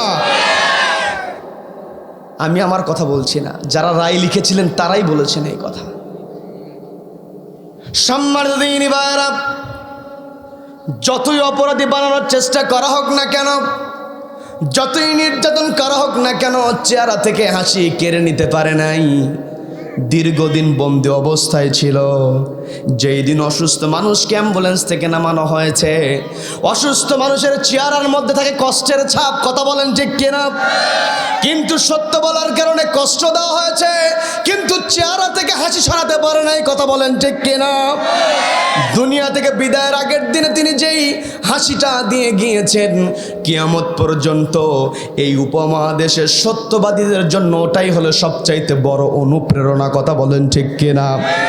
সম্মানিত দিনী ভাইরা, আমাকে আপনাকে সত্য কথা বলতে হবে, আমাদের রাহবারদের দিকে তাকাতে হবে। খুবাইব রাদিয়াল্লাহু তাআলা আনহু এই সত্যকে আঁকড়ে ধরেছিলেন, সত্য বলেছিলেন। খুবাইব রাদিয়াল্লাহু তাআলা আনহুর হাতে শেকল পরানো হয়েছে, পায়ে শেকল পরানো হয়েছে। কথা বলুন ঠিক কিনা? তখন প্রযুক্তি এত উন্নত ছিল না, তখন শেকল পরানো হতো। আজকেও দুনিয়াতে যারা খুবাইবের উত্তরসূরি, এদেরকে আধুনিক শেকল পরানো হয়, হ্যান্ডকাপ পরানো হয়, ডান্ডে বেরি পরানো হয়। কথা বলেন ঠিক কিনা? সম্মানিত দিনী ভাইরা, কিন্তু যতই ষড়যন্ত্র করা হোক না কেন, খুবাইব রাদিয়াল্লাহু তাআলা আনহুকে শুলে চড়ানো হবে, দুনিয়া থেকে বিদায় দেওয়া হবে। তাকে একেবারে শুলের কাছে নিয়ে যাওয়া হয়েছে, হাত কেটে রক্ত বের করে দেওয়া হয়েছে। কিন্তু খুবাইব রাদিয়াল্লাহু তাআলা আনহুর শরীর রক্তাক্ত হয়েছে, কিন্তু চেহারার মধ্যে ছিল হাসির ঝিলিক। বলেন আল্লাহু আকবার। আজ আমরা দেখেছি খুবাইবের উত্তরসূরিদেরকে কোমরে দড়ি দেওয়া হয়, হাতে হ্যান্ডকাপ দেওয়া হয়, পায়ে ডান্ডা বেরি দেওয়া হয়, কিন্তু চেহারা থেকে তাদের হাসি সরে না, কথা বলেন ঠিক কিনা? একটাই কারণ, তারা একটা আদর্শ গ্রহণ করেছে। তাদের নেতা একজন, তিনি হলেন বিশ্বনবী জনাবে মুহাম্মদুর রাসূলুল্লাহ সাল্লাল্লাহু আলাইহি ওয়াসাল্লাম। নবীজিও এই সত্য বলার জন্য বন্দী অবস্থায় ছিলেন, কথা বলেন ঠিক কিনা? আমি বানিয়ে বলছি না, নোট করে নেন, কোট করে নেন।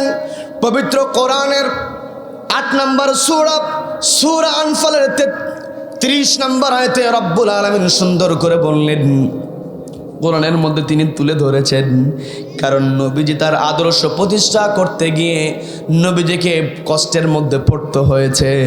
কিয়ামত পর্যন্ত যারা নবীজিকে আদর্শ হিসেবে গ্রহণ করবে, তাদের সামনে যদি কষ্ট চলে আসে, তারা যেন হতাশ না হয়, এই জন্য রব্বুল আলামিন সুন্দর করে জানিয়ে দিলেন, ওয়াইয ইয়ামকুরু বিকাল্লাযীনা কাফারু লিয়ুসবিতুকা আও ইয়াকতুলুকা আও ইউখরিজুকা ওয়া ইয়ামকুরুল্লাহ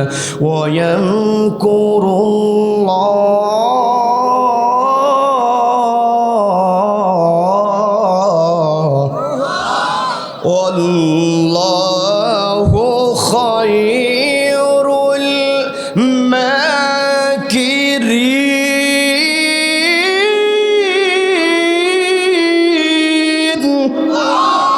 আল্লাহ রাব্বুল আলামিন নবীজিকে ডাক দিয়ে বলছেন, ওগো নবী, স্মরণ করুন সেই সময়ের কথা। ওয়াইয ইয়ামকুরু বিকাল্লাযীনা কাফারু, এই সত্যকে প্রতিষ্ঠা করার জন্য কাফেররা আপনার বিরুদ্ধে 1 নম্বরে যেই ষড়যন্ত্র করেছিল, লিয়ুসবিতুক, তারা আপনাকে শিয়াবে আবি তালিবের মধ্যে 3 বছরের বেশি সময় বন্দী অবস্থায় রেখে দিয়েছে, কথা বলেন ঠিক কিনা? আমি বানিয়ে বলছি না, আমি আমার কথা আমার পক্ষ থেকে বলছি না, আমি কথা বলছি একটি কিতাবকে সামনে রেখে। সেই কিতাবের নাম কি? এই কিতাবের কথা বলতে গিয়ে, সত্য কথা বলতে গিয়ে নবীজিকে বন্দী অবস্থায় রাখা হয়েছে, কিন্তু বন্দী অবস্থায় রেখে দিয়ে নবীজির কাছ থেকে মানুষকে কেউ সরিয়ে রাখতে পারে না, এই কথা বলেন ঠিক কিনা?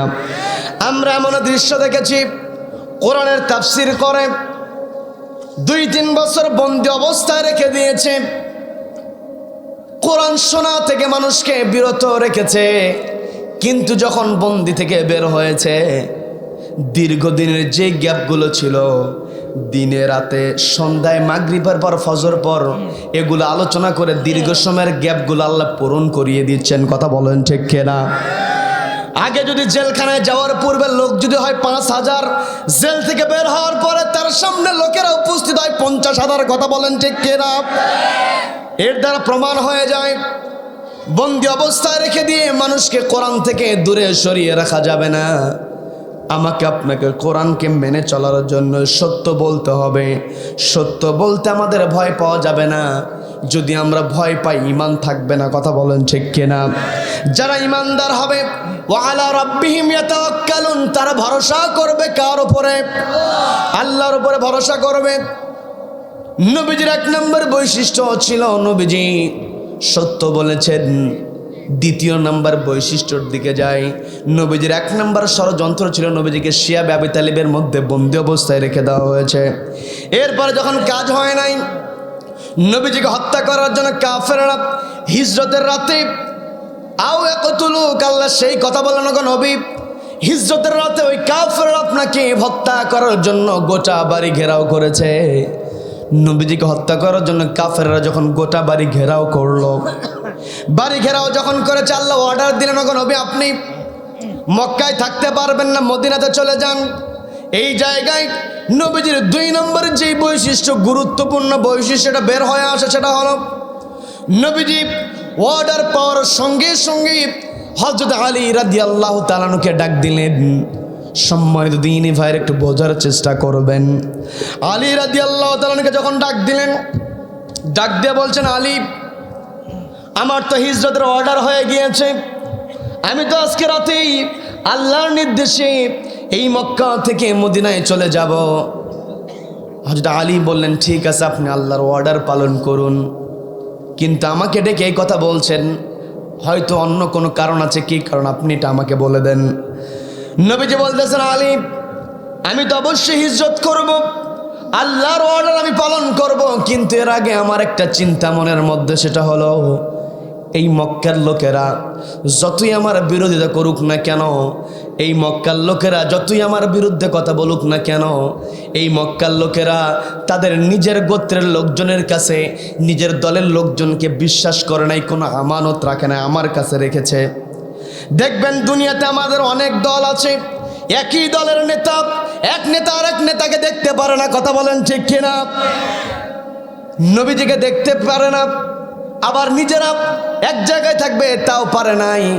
একজন তার নেতা, তার এক নেতা তার আরেক নেতার কাছে আমানত রাখবে, এক গোত্রের লোকজন গোত্রের আরেকজন লোকের কাছে আমানত রাখবে, পারে নাই, নবীজির কাছে রেখেছে। নবীজি বলতেছেন, ও আলী, এই মক্কার লোকেরা আমাকে দেখতে পারে নাই, কিন্তু এই মক্কার লোকেরা আমার কাছে আমানত রেখেছে।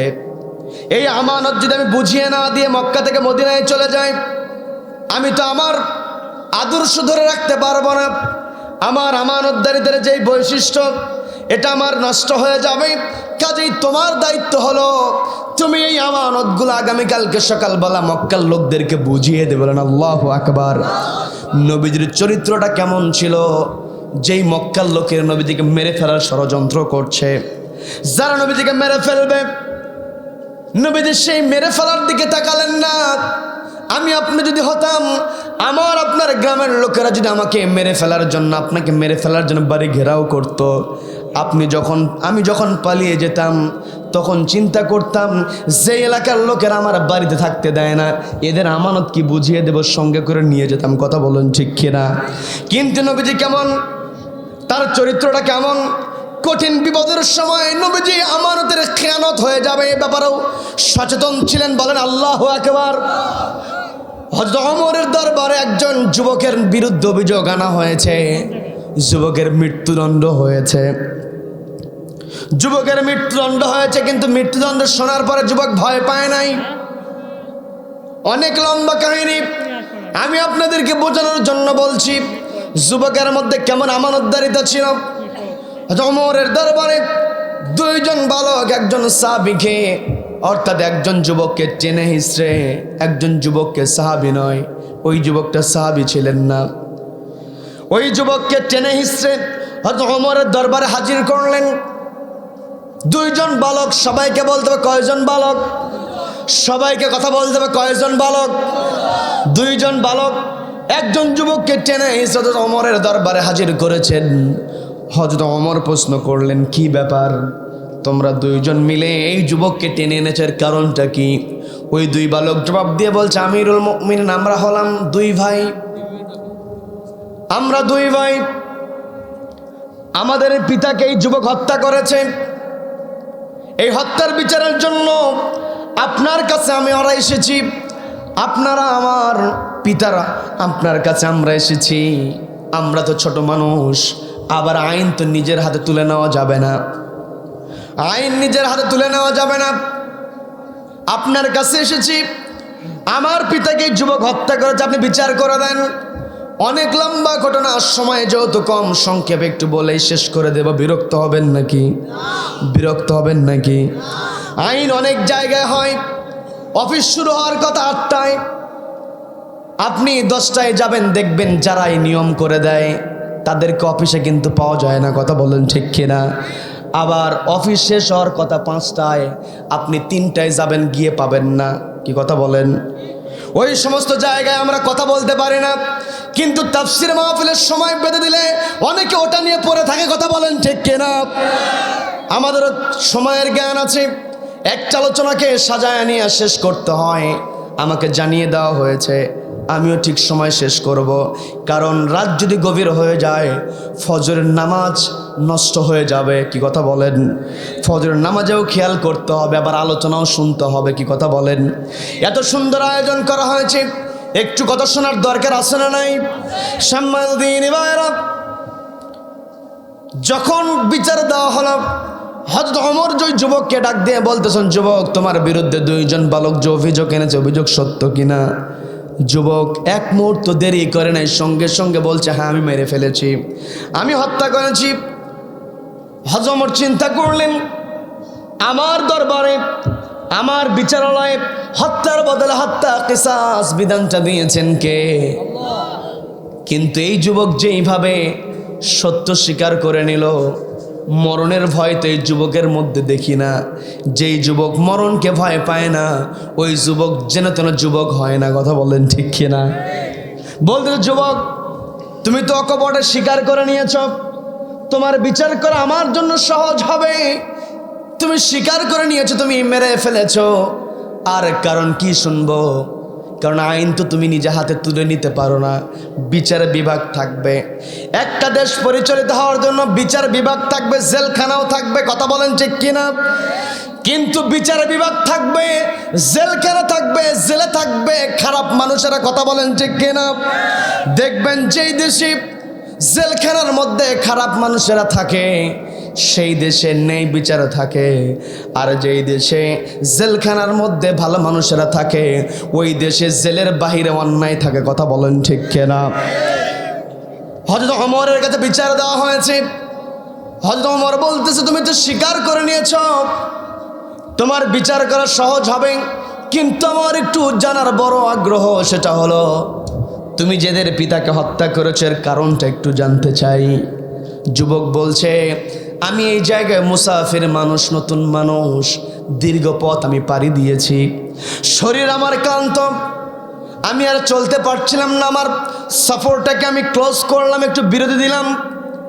বিরতি দিয়ে আমি বিশ্রামের জন্য ঘুমিয়ে গিয়েছি। ঘুম থেকে জাগ্রত হওয়ার পরে দেখি আমার বাহন যেই ঘোড়াটা, উটটা ছিল, ওই উট আমি যেখানে রেখেছি ওই উট সেই জায়গায় নাই। আমি চিন্তায় পড়ে গেলাম। আমি আপনি বাজার করতে গিয়ে যদি মোটর সাইকেল এক জায়গায় রেখে বাজার করে এসে যদি দেখি মোটর সাইকেল নাই, চিন্তা আছে না নাই? তৎকালীন সময় তো মোটর সাইকেল ছিল না, ঘোড়া, গাধা, উট এগুলোই ছিল বাহন। আমার বাহন আমি খুঁজে পাই না। চিন্তায় পড়ে গেলাম, এই মরুভূমির মধ্যে কেমনে চলবো? খোঁজ করতে লাগলাম। একটা পর্যায়ে গিয়ে দেখলাম আমার উটটা মৃত অবস্থায় পড়ে আছে। একটা বাগানের পাশে যখন মৃত অবস্থায় দেখলাম, এগিয়ে গেলাম, গিয়ে দেখি রক্তাক্ত জখম হয়ে আছে। পাশেই দেখি একটা রক্ত মাখা পাথর টুকরো পড়ে আছে। একটা পাথরের খণ্ডতে যখন রক্ত দেখলাম, আমার উটটাকে যখন জখম অবস্থায় দেখলাম, আমার আর বোঝার বাকি রইল না। আমার এই উটটাকে কেউ না কেউ হত্যা করেছে, মেরে ফেলেছে। আমি খুঁজতে লাগলাম কে আমার উটটাকে মেরে ফেললো। খুঁজতে খুঁজতে যখন জানতে পারলাম এদের পিতা আমার উটটাকে মেরে ফেলেছে, গিয়ে প্রশ্ন করলাম, আমার উটটাকে কেন মেরে ফেলেছ? কারণ তোমার উট আমার বাগানের মধ্যে ঢুকে ফসলের ক্ষতি করেছে, তোমার বাগানের ফসলের ক্ষতি করেছে। তুমি আমার কাছ থেকে ফসলের ক্ষতিপূরণ নিতে, কেন তুমি আমার উটটাকে হত্যা করলে? তোমার তো উচিত হয় নাই। তুমি আমার উটটাকে এমন কষ্ট দিয়েছ, রক্তাক্ত জখম হয়েছে, রক্তাক্ত হয়েছে, পাথরের খণ্ড দিয়ে আঘাত করেছ, উটের প্রচণ্ড ব্যথা হয়েছে। তোমাকে যদি আমি পাথরের খণ্ড দিয়ে আঘাত করি ব্যথা লাগবে? বলে হ্যাঁ ব্যথা লাগবে। তোমার যেমন ব্যথা লেগেছে ওই রকম ব্যথা আমার উঠেকেও লেগেছে। আমি যখন আমার উটের ব্যাপারে বলছিলাম ব্যথা লেগেছে, আমার উটের ভালোবাসা দেখে ওই লোকটা একটু আমার সঙ্গে মশকরা করেছে। আমি নিজেকে আর নিয়ন্ত্রণ করতে পারি নাই। তখন আমি পাথর খণ্ডটা নিয়ে আস্তে করে আঘাত করে বোঝাতে চেয়েছিলাম, আমি তো তোমাকে আস্তে করে আঘাত করলাম, দেখো কেমন ব্যথা লাগে। আমি জোরে মারতে চাই নাই, আমি বোঝাতে চেয়েছিলাম আস্তে মারলে কেমন ব্যথা লাগে। আর তুমি কত জোরে মেরেছ, আমার উটকে ব্যথা দিয়েছ, আমার উটের অনেক কষ্ট হয়েছে। ও অবলা প্রাণী কথা বলতে পারে না, তাই বুঝতে পারো নাই তুমি। প্রচণ্ড ব্যথা তার হয়েছে, এটা বোঝানোর জন্য আমি তাকে মৃদু আঘাত করতে গিয়ে অনাকাঙ্ক্ষিতভাবে আমার কাছ থেকে আঘাতটা জোরে লেগে যায়। যখন আঘাতটা জোরে লেগে যায়, বৃদ্ধ মানুষ সঙ্গে সঙ্গে মারা যায়। আমিরুল মুমিনিন, আমার তো মেরে ফেলে দেওয়ার কোনো টেন্ডেন্সি ছিল না, আমার হত্যা করার কোনো টেন্ডেন্সি ছিল না। হযরত ওমর বলতেছেন, তোমার উদ্দেশ্য কি ছিল সেটা আমার জানা নয়, তবে তুমি যেই কথা বলেছ এই কথার দ্বারা তোমার বিচারের রায় তুমি নিজেই দিয়েছ। সেটা হলো তুমি বলেছিলে ফসলের ক্ষতি হয়েছে, ফসলের ক্ষতির পরিবর্তে তুমি ফসলের ক্ষতিপূরণ দিয়ে দিতে। আমি তোমাকে বলি তোমার উটকে হত্যা করেছে, তুমি যদি উট হত্যার বিচার নিয়ে আমার কাছে আসছে, তাহলে আমি তোমাকে উটের বদলে উটের ব্যবস্থা করে দিতাম, কিন্তু তুমি তো তা করো নয়, উটের পরিবর্তে মানুষকে মেরে ফেলেছ। আর যেহেতু তুমি মানুষকে মেরে ফেলেছ, তোমার একমাত্র শাস্তি হলো মৃত্যুদণ্ড। বিধানটা মূলত কার? এই কথা বলার সঙ্গে সঙ্গে ওই যুবক বলতেছে, আমিরুল মুমিনিন, আপনি আল্লাহর বিধান অনুযায়ী বিচার করেন। আপনার এই বিচার, আপনার এই মৃত্যুদণ্ড মেনে নিতে আমার কোনো আপত্তি নাই। বলেন আল্লাহু আকবার। তবে আমার একটা কথা আছে, আমার একটা দাবি আছে, সেটা হলো আমাকে কয়েকদিনের ছুটি দিতে হবে, আমাকে কয়েকদিন সুযোগ দিতে হবে। আমি আগামী জুমার দিন পর্যন্ত আপনার কাছে একটু ছুটি চাই। আমার মৃত্যু কার্যকর হোক, ফাঁসি কার্যকর হোক, আমার কোনো আপত্তি নাই, কিন্তু আমার আগামী জুমার দিন পর্যন্ত একটু ছুটির দরকার। আমার একটু বাড়ি যাওয়ার অনুমতির দরকার।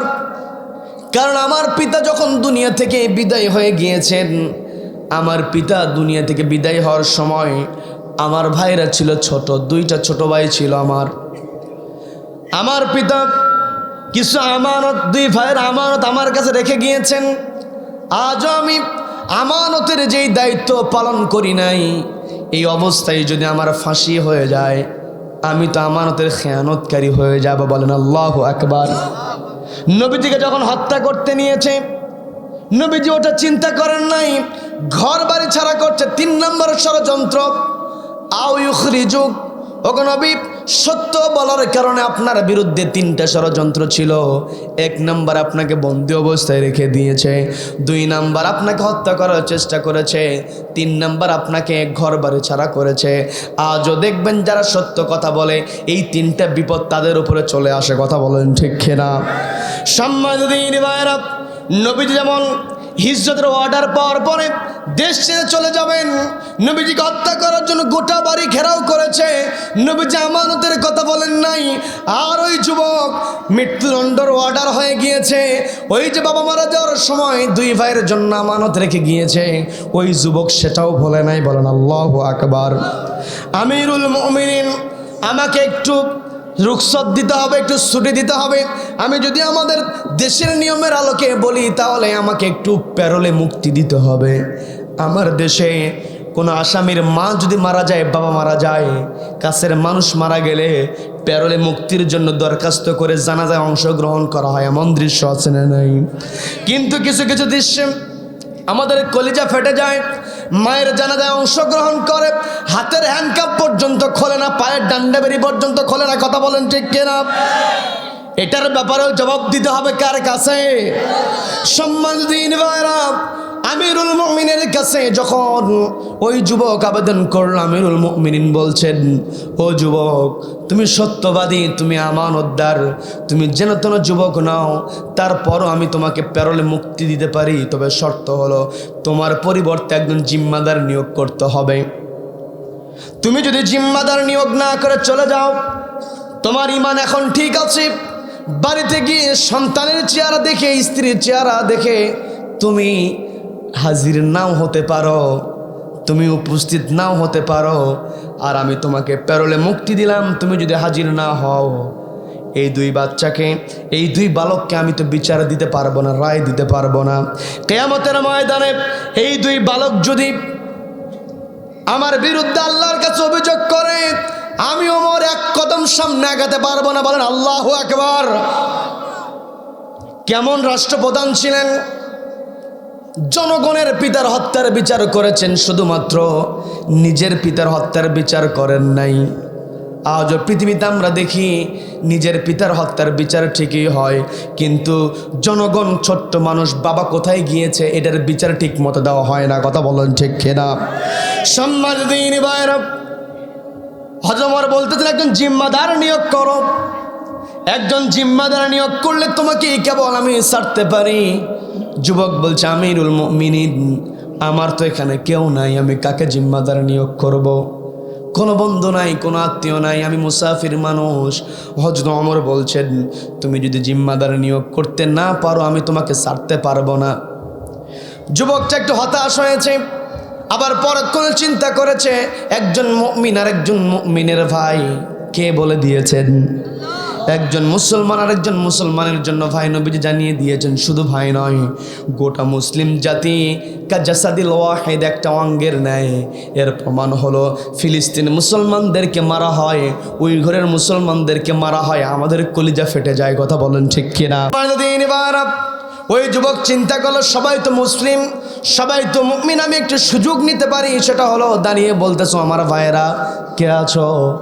আমি মরণের ভয় নয়, আমানতদারিতা রক্ষার ভয়ে, আমানতের খেয়ানত হয়ে যাবে এছাড়া ভয়ে আমি তোমাদের কাছ থেকে আগামী জুমার দিন জনের কাছ থেকে সহযোগিতা চাই। কে আসো আমার জন্য জিম্মাদারি গ্রহণ করবে? বাড়িতে গিয়ে আমি আমার আমানত ভাইদেরকে বুঝিয়ে দিয়ে যত দ্রুত সম্ভব হাজির হয়ে যাব। কে আছো? এইভাবে 3 থেকে 4 বার যখন আহ্বান করলো কেউ দাঁড়ায় না। যুবকের মনটা খারাপ হয়ে গিয়েছে, হতাশ হয়ে গিয়েছে। একটা পর্যায়ে আবু যার গিফারি রাদিয়াল্লাহু তাআলা দাঁড়িয়ে গেলেন। অনেক লম্বা ঘটনা। আবু যার গিফারি দাঁড়িয়ে গেলেন, দাঁড়িয়ে গিয়ে বলছেন, ও যুবক, তোমার চিন্তিত হওয়ার কারণ নাই, মন খারাপ করো না। আমি আবু যার তোমার জন্য আগামী জুমার দিন পর্যন্ত জিম্মাদারি নিয়ে নিলাম। বলেন আল্লাহু আকবার। জিম্মাদারি নিয়ে নিয়েছেন। হযরত ওমর বলে দিলেন, তাহলে আবু যার খেয়াল রেখো, আগামী জুমার নামাজের পরে বিচার কার্যকর হবে।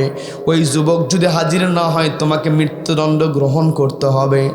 আবু যার গিফারি বলেন, ঠিক আছে, আমার নিয়ম জানা আছে। যুবক বাড়িতে চলে গেল। বাড়িতে গিয়ে ভাইদেরকে আমানত বুঝিয়ে দিয়ে স্ত্রীর কাছ থেকে বিদায় নিয়ে রওনা হয়েছে। এই দিকে দিন অতিবাহিত হয়েছে, যুবক রওনা করেছে। কিন্তু দিন অতিবাহিত হতে হতে জুমার দিন হাজিরও হয়েছে। জুমার রক্ত হয়েছে, যুবকের কোনো খবর নাই। হযরত ওমর রাদিয়াল্লাহু তাআলা মিম্বারে বসবেন, এমত অবস্থায় আবু যার গিফারিকে ডাক দিয়ে বলছেন, ও আবু যার, ওই যুবকের তো খবর নাই। আমি জানি তুমি অপরাধ করো নাই, তবে অপরাধীকে তুমি সমর্থন দিয়েছ, অপরাধীকে তুমি সহযোগিতা করেছ। মান ইয়াশফা শাফাআতান হাসানাতান ইয়াকুন লাহু নাসীবুম মিনহা ওয়া মান ইয়াশফা শাফাআতান সাইয়্যাতান ইয়াকুন লাহু কিফলুম মিনহা। যেই মানুষ ভালো কাজে সহযোগিতা করবে একটা অংশ তার আমল নামায় চলে আসবে। আবার যেই মানুষ খারাপ কাজে সহযোগিতা করো, ওয়া মান ইয়াশফা শাফাআতান সাইয়্যাতান, খারাপ কাজে সহযোগিতা করবে, খারাপ কাজে যখন সহযোগিতা করবে, ইয়াকুল্লাহু কিফলুম মিনহু, তার আমল নামায় একটা অংশ চলে আসবে। হযরত ওমর বলতেছেন, তুমি তো অপরাধ করো না, এটা আমাদের সবার জানা, কিন্তু অপরাধীকে তুমি সহযোগিতা করেছ, অপরাধীর জিম্মাদার তুমি নিয়েছ, ওই অপরাধের শাস্তি তোমাকে ভোগ করতে হবে। আমার আপনার এই জায়গাতে মেসেজ হলো, এই দুনিয়াতে চলতে গিয়ে আমি আপনি কাকে সাপোর্ট করছি, কাকে সহযোগিতা করছি? ওই ব্যক্তি যদি অপরাধী হয়, ওই ব্যক্তি যদি পাপী হয়, তাহলে ওর পাপের একটা অংশ আমার আমল নামায় চলে আসবে। কথা বলেন ঠিক কিনা? এই জন্য সাপোর্ট করার ক্ষেত্রে সচেতন হওয়ার দরকার আছে না নাই? সম্মানিত দিনী ভাইরা, নবীজির সাহাবী হযরত ওমর যখন বললেন, ও আবু যার, তোমার অপরাধ নাই এটা জানি, কিন্তু অপরাধীর দায়িত্ব নিয়েছ, আমার চেয়ার বড় গুরুত্বপূর্ণ চেয়ার, তুমি রেডি হয়ে যাও। ওই যুবক যদি হাজির না হয় নামাজের পরে তোমার ফাঁসি কার্যকর হবে। আরেকটা বর্ণনায় পাওয়া যায় আসরের নামাজের পরের কথা আছে। যে চাই হোক, নির্ধারিত সময়ে যুবক হাজির হয় নাই, সবাই দাঁড়িয়ে গিয়েছে, রায় কার্যকর হবে। পিনপতন নীরবতা, অনেকে কান্নাকাটি করছে। আবু যার গিফারির প্রতি হযরত ওমরের ভালোবাসা আছে না নাই? বন্ধুত্ব আছে না নাই? কিন্তু যতই ভালোবাসা থাকুক না কেন, যতই বন্ধুত্ব থাকুক না কেন, যতক্ষণ আল্লাহ সন্তুষ্ট থাকবেন ততক্ষণ আমার বন্ধুত্ব থাকবে। কথা বলেন ঠিক কিনা? আল্লাহর বিধানের বাইরে যারা কথা বলবে তার সঙ্গে আমার আপনার কোনো সম্পর্ক থাকতে পারে না। কথা বলেন ঠিক কিনা? সম্মান দিনে ভাইরা, ফাঁসি কার্যকর হবে, অর্ডার দিয়ে দেওয়া হলো। আবু যার গিফারি এগিয়ে যাচ্ছেন, এমতো অবস্থা একজন চিৎকার দিয়ে উঠেছে। এই যে আমি আলোচনা করছি, মাঝখান থেকে একজন যদি চিৎকার দিয়ে ওঠে, সবাই কিন্তু আমার কাছ থেকে মুখ ফেরায় ওই ব্যক্তির দিকে তাকাবেন। কথা বলেন ঠিক কিনা? চিৎকার যখন দিয়েছে সবাই তাকিয়েছে, কি ব্যাপার চিৎকার করো কেন? ও বলছে, তোমরা তো সবাই আবু যার গিফারিকে দেখছো, চারদিকে তোমরা তো খেয়াল করছো না, ওই যে দূর থেকে দেখো কে যেন ঘোড়া দাবড়িয়ে গিয়ে আসছে।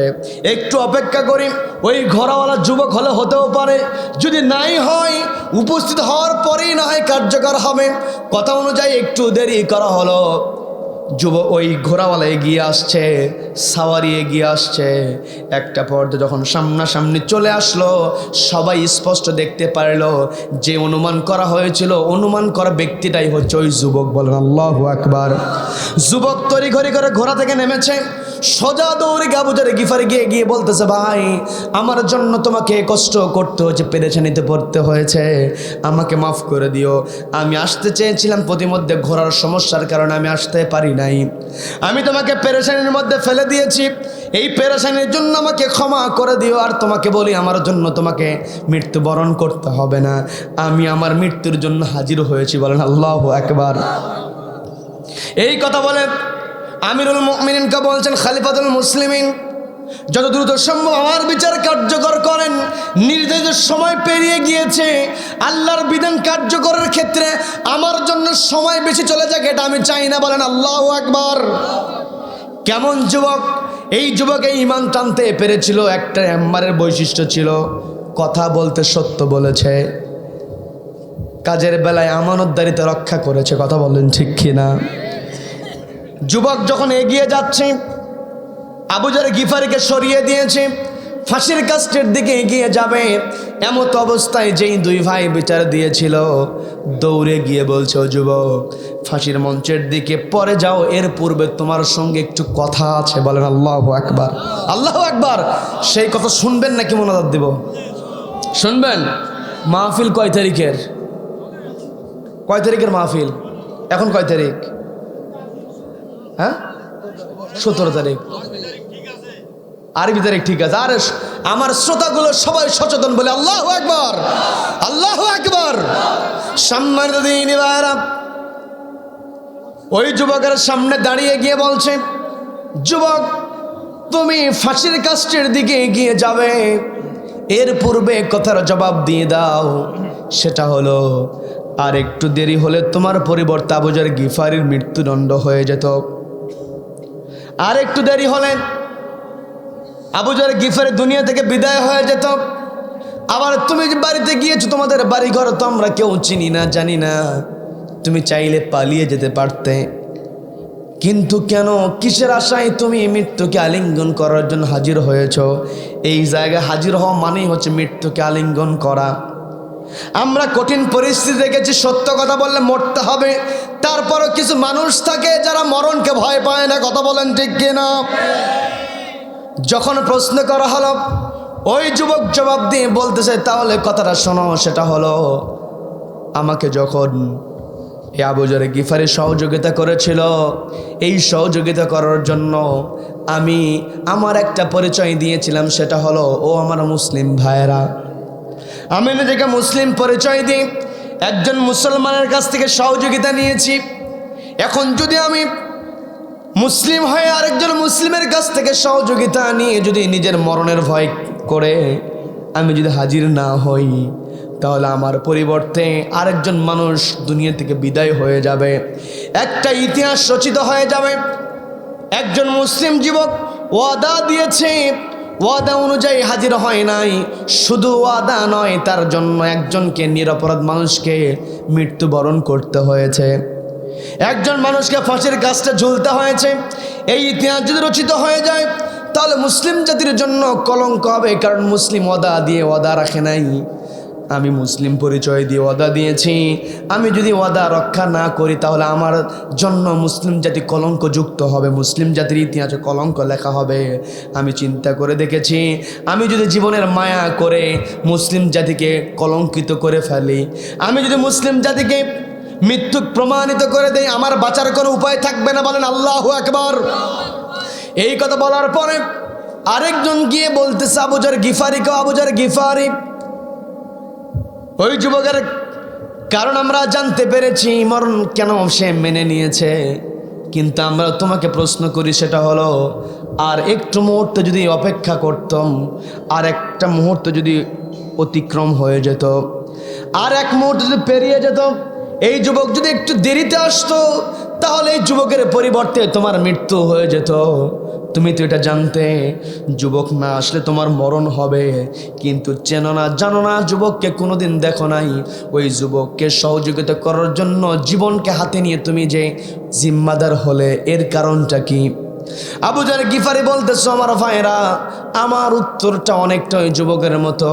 সেটা হলো, আমি যখন খেয়াল করে দেখলাম একজন যুবক তার আমানতদারিতা রক্ষার জন্য মুসলিম পরিচয় দিয়েছে, অনেকগুলো মুসলমানের কাছে সহযোগিতা চেয়েছে। এতগুলো মুসলিম আমরা যদি সহযোগিতা না করি আর ওই যুবক যদি আমানতের খেয়ানতকারী হয়ে যায়, তাহলে ইতিহাস লেখা হবে একজন যুবক মরণের পূর্বে মাত্র কয়েকটা দিন সহযোগিতা মুসলমানদের কাছ থেকে চেয়েছিল। একজন মুসলিম অনেকগুলো মুসলমানের কাছে সহযোগিতা চেয়েছে, কিন্তু কোনো মুসলমান এগিয়ে আসে নাই। এটা যখন ইতিহাস হয়ে যাবে, এটা হবে মুসলিম জাতির জন্য একটা কলঙ্কজনক অধ্যায়। কথা বলেন ঠিক কিনা? আমি চিন্তা করে দেখলাম কেউ তো সহযোগিতা করছে না। এই যুবক ভালো কাজের জন্য, আমানতদারিতা রক্ষার জন্য সহযোগিতা চেয়েছে, কেউ সহযোগিতা করছে না। আমি চিন্তা করলাম কেউ সহযোগিতা না করলে মুসলিম জাতির জন্য কলঙ্ক হবে। আমি মুসলিম জাতিকে কলঙ্ক মুক্ত রাখার জন্য জীবনের মায়া ত্যাগ করে ওই অচেনা যুবকের জিম্মাদার হয়েছি। বলেন আল্লাহু আকবার। এই কথা বলার সঙ্গে সঙ্গে ওই যে দুই ভাই তারা এসে হযরত ওমরের সামনে দাঁড়িয়ে বলতেছেন, আমিরুল মুমিনিন, খলিফাতুল মুসলিমিন, যেই যুবক মুসলিম জাতিকে কলঙ্ক মুক্ত রাখার জন্য জীবনের মায়া ত্যাগ করে হাজির হতে পারে, যে আবু জার গিফারি জীবনের মায়া ত্যাগ করে মুসলিম জাতিকে কলঙ্ক মুক্ত রাখার জন্য জীবনের মায়া ত্যাগ করে জিম্মাদারি গ্রহণ করতে পারে, ওই মুসলিম জাতির আমরা দুইজন সদস্য হিসাবে আপনাকে বলে দিলাম, এই আমানতদার যুবককে আমরা ক্ষমা করে দিলাম। সুবহানাল্লাহ। তার মানে মুসলমানদের যেই ঐতিহ্য, মুসলমানেরা তাদের ওয়াদা রাখার জন্য, ওয়াদা পালনের জন্য, সত্য কথা বলার জন্য তারা নিজের জীবনকে ত্যাগ করেছে। আর আমাদের দেশে এত ওয়াদা, ওখানে ওয়াদা, ওখানে ওয়াদা, ওয়াদা করার সময় শুধু ওয়াদা হয়, পালনের ক্ষেত্রে আর খুঁজে পাওয়া যায় না। কথা বলেন ঠিক কিনা? এটাই আমি আপনাদেরকে মেসেজ দিতে চাই। সেটা হলো, এই পৃথিবীতে আল্লাহ আমাকে আপনাকে পাঠিয়েছেন, এই জবান আল্লাহ আমাকে দিয়েছেন, জিহ্বাতে আমরা কথা বলি, এই জিহ্বাতে সত্য কথা বলতে হবে, এই জিহ্বাতে আমাদের পক্ষে কথা বলতে হবে, এই জিহ্বা দিয়ে আল্লাহর বিধানের কথা বলতে হবে। রব্বুল আলামিন আমাদের সকলকে কবুল করুন, বলে না আমিন। কেউ উঠবেন না, আমরা কাঙ্ক্ষিত মোনাজাতের দিকে চলে যাব। এর পূর্বে আমি আমার আলোচনাকে 30 সেকেন্ডে শেষ করছি। সেটা হলো, এই পৃথিবীতে আল্লাহ অসংখ্য অগণিত নিয়ামত আমাদেরকে দিয়েছেন, একটাই কারণ, ওমা খলাকাতুল জিন্না ওয়াল ইনসা ইল্লা লিয়াবুদুন। আমাদেরকে ইবাদতের জন্য তৈরি করেছেন কে? ইবাদত যদি আমরা করতে চাই তাহলে একটি কিতাবকে মানতে হবে। সেই কিতাবের নাম কি? আর আল কোরআন জানিয়ে দিয়েছে তোমাদের জন্য উত্তম আদর্শ হচ্ছে, লাকাদ কানা লাকুম ফি রাসূলিল্লাহি উসওয়াতুন হাসানা। নবীজির মধ্যে তোমাদের জন্য রয়েছে উত্তম আদর্শ। আর নবীজির আদর্শের দিকে যদি আমরা তাকাই, আমরা সারা জীবন পার হয়ে যাবে, আদর্শের বর্ণনা শেষ করতে পারবো না। কিন্তু গুরুত্বপূর্ণ দুইটা আদর্শের ব্যাপারে আমরা সেটা বুঝলাম। সেটা হলো, নবীজি সবসময় সত্য কথা বলেছেন, এমনকি নবীজি নবী হওয়ার পূর্বেই আল আমিন উপাধি পেয়েছেন। বলেন আল্লাহু আকবার। কাজেই নবীজিকে যদি আমরা আদর্শ হিসেবে গ্রহণ করতে চাই, আমাকে আপনাকে সত্যবাদী হতে হবে। আর নবীজির যেই গুরুত্বপূর্ণ বৈশিষ্ট্য, নবীজি আমানতদারিতার ব্যাপারে সচেতন ছিলেন। রব্বুল আলামিন আমাদেরকে আমানতদারিতার ব্যাপারে সচেতন হওয়ার তৌফিক দান করেন, বলেন আমিন।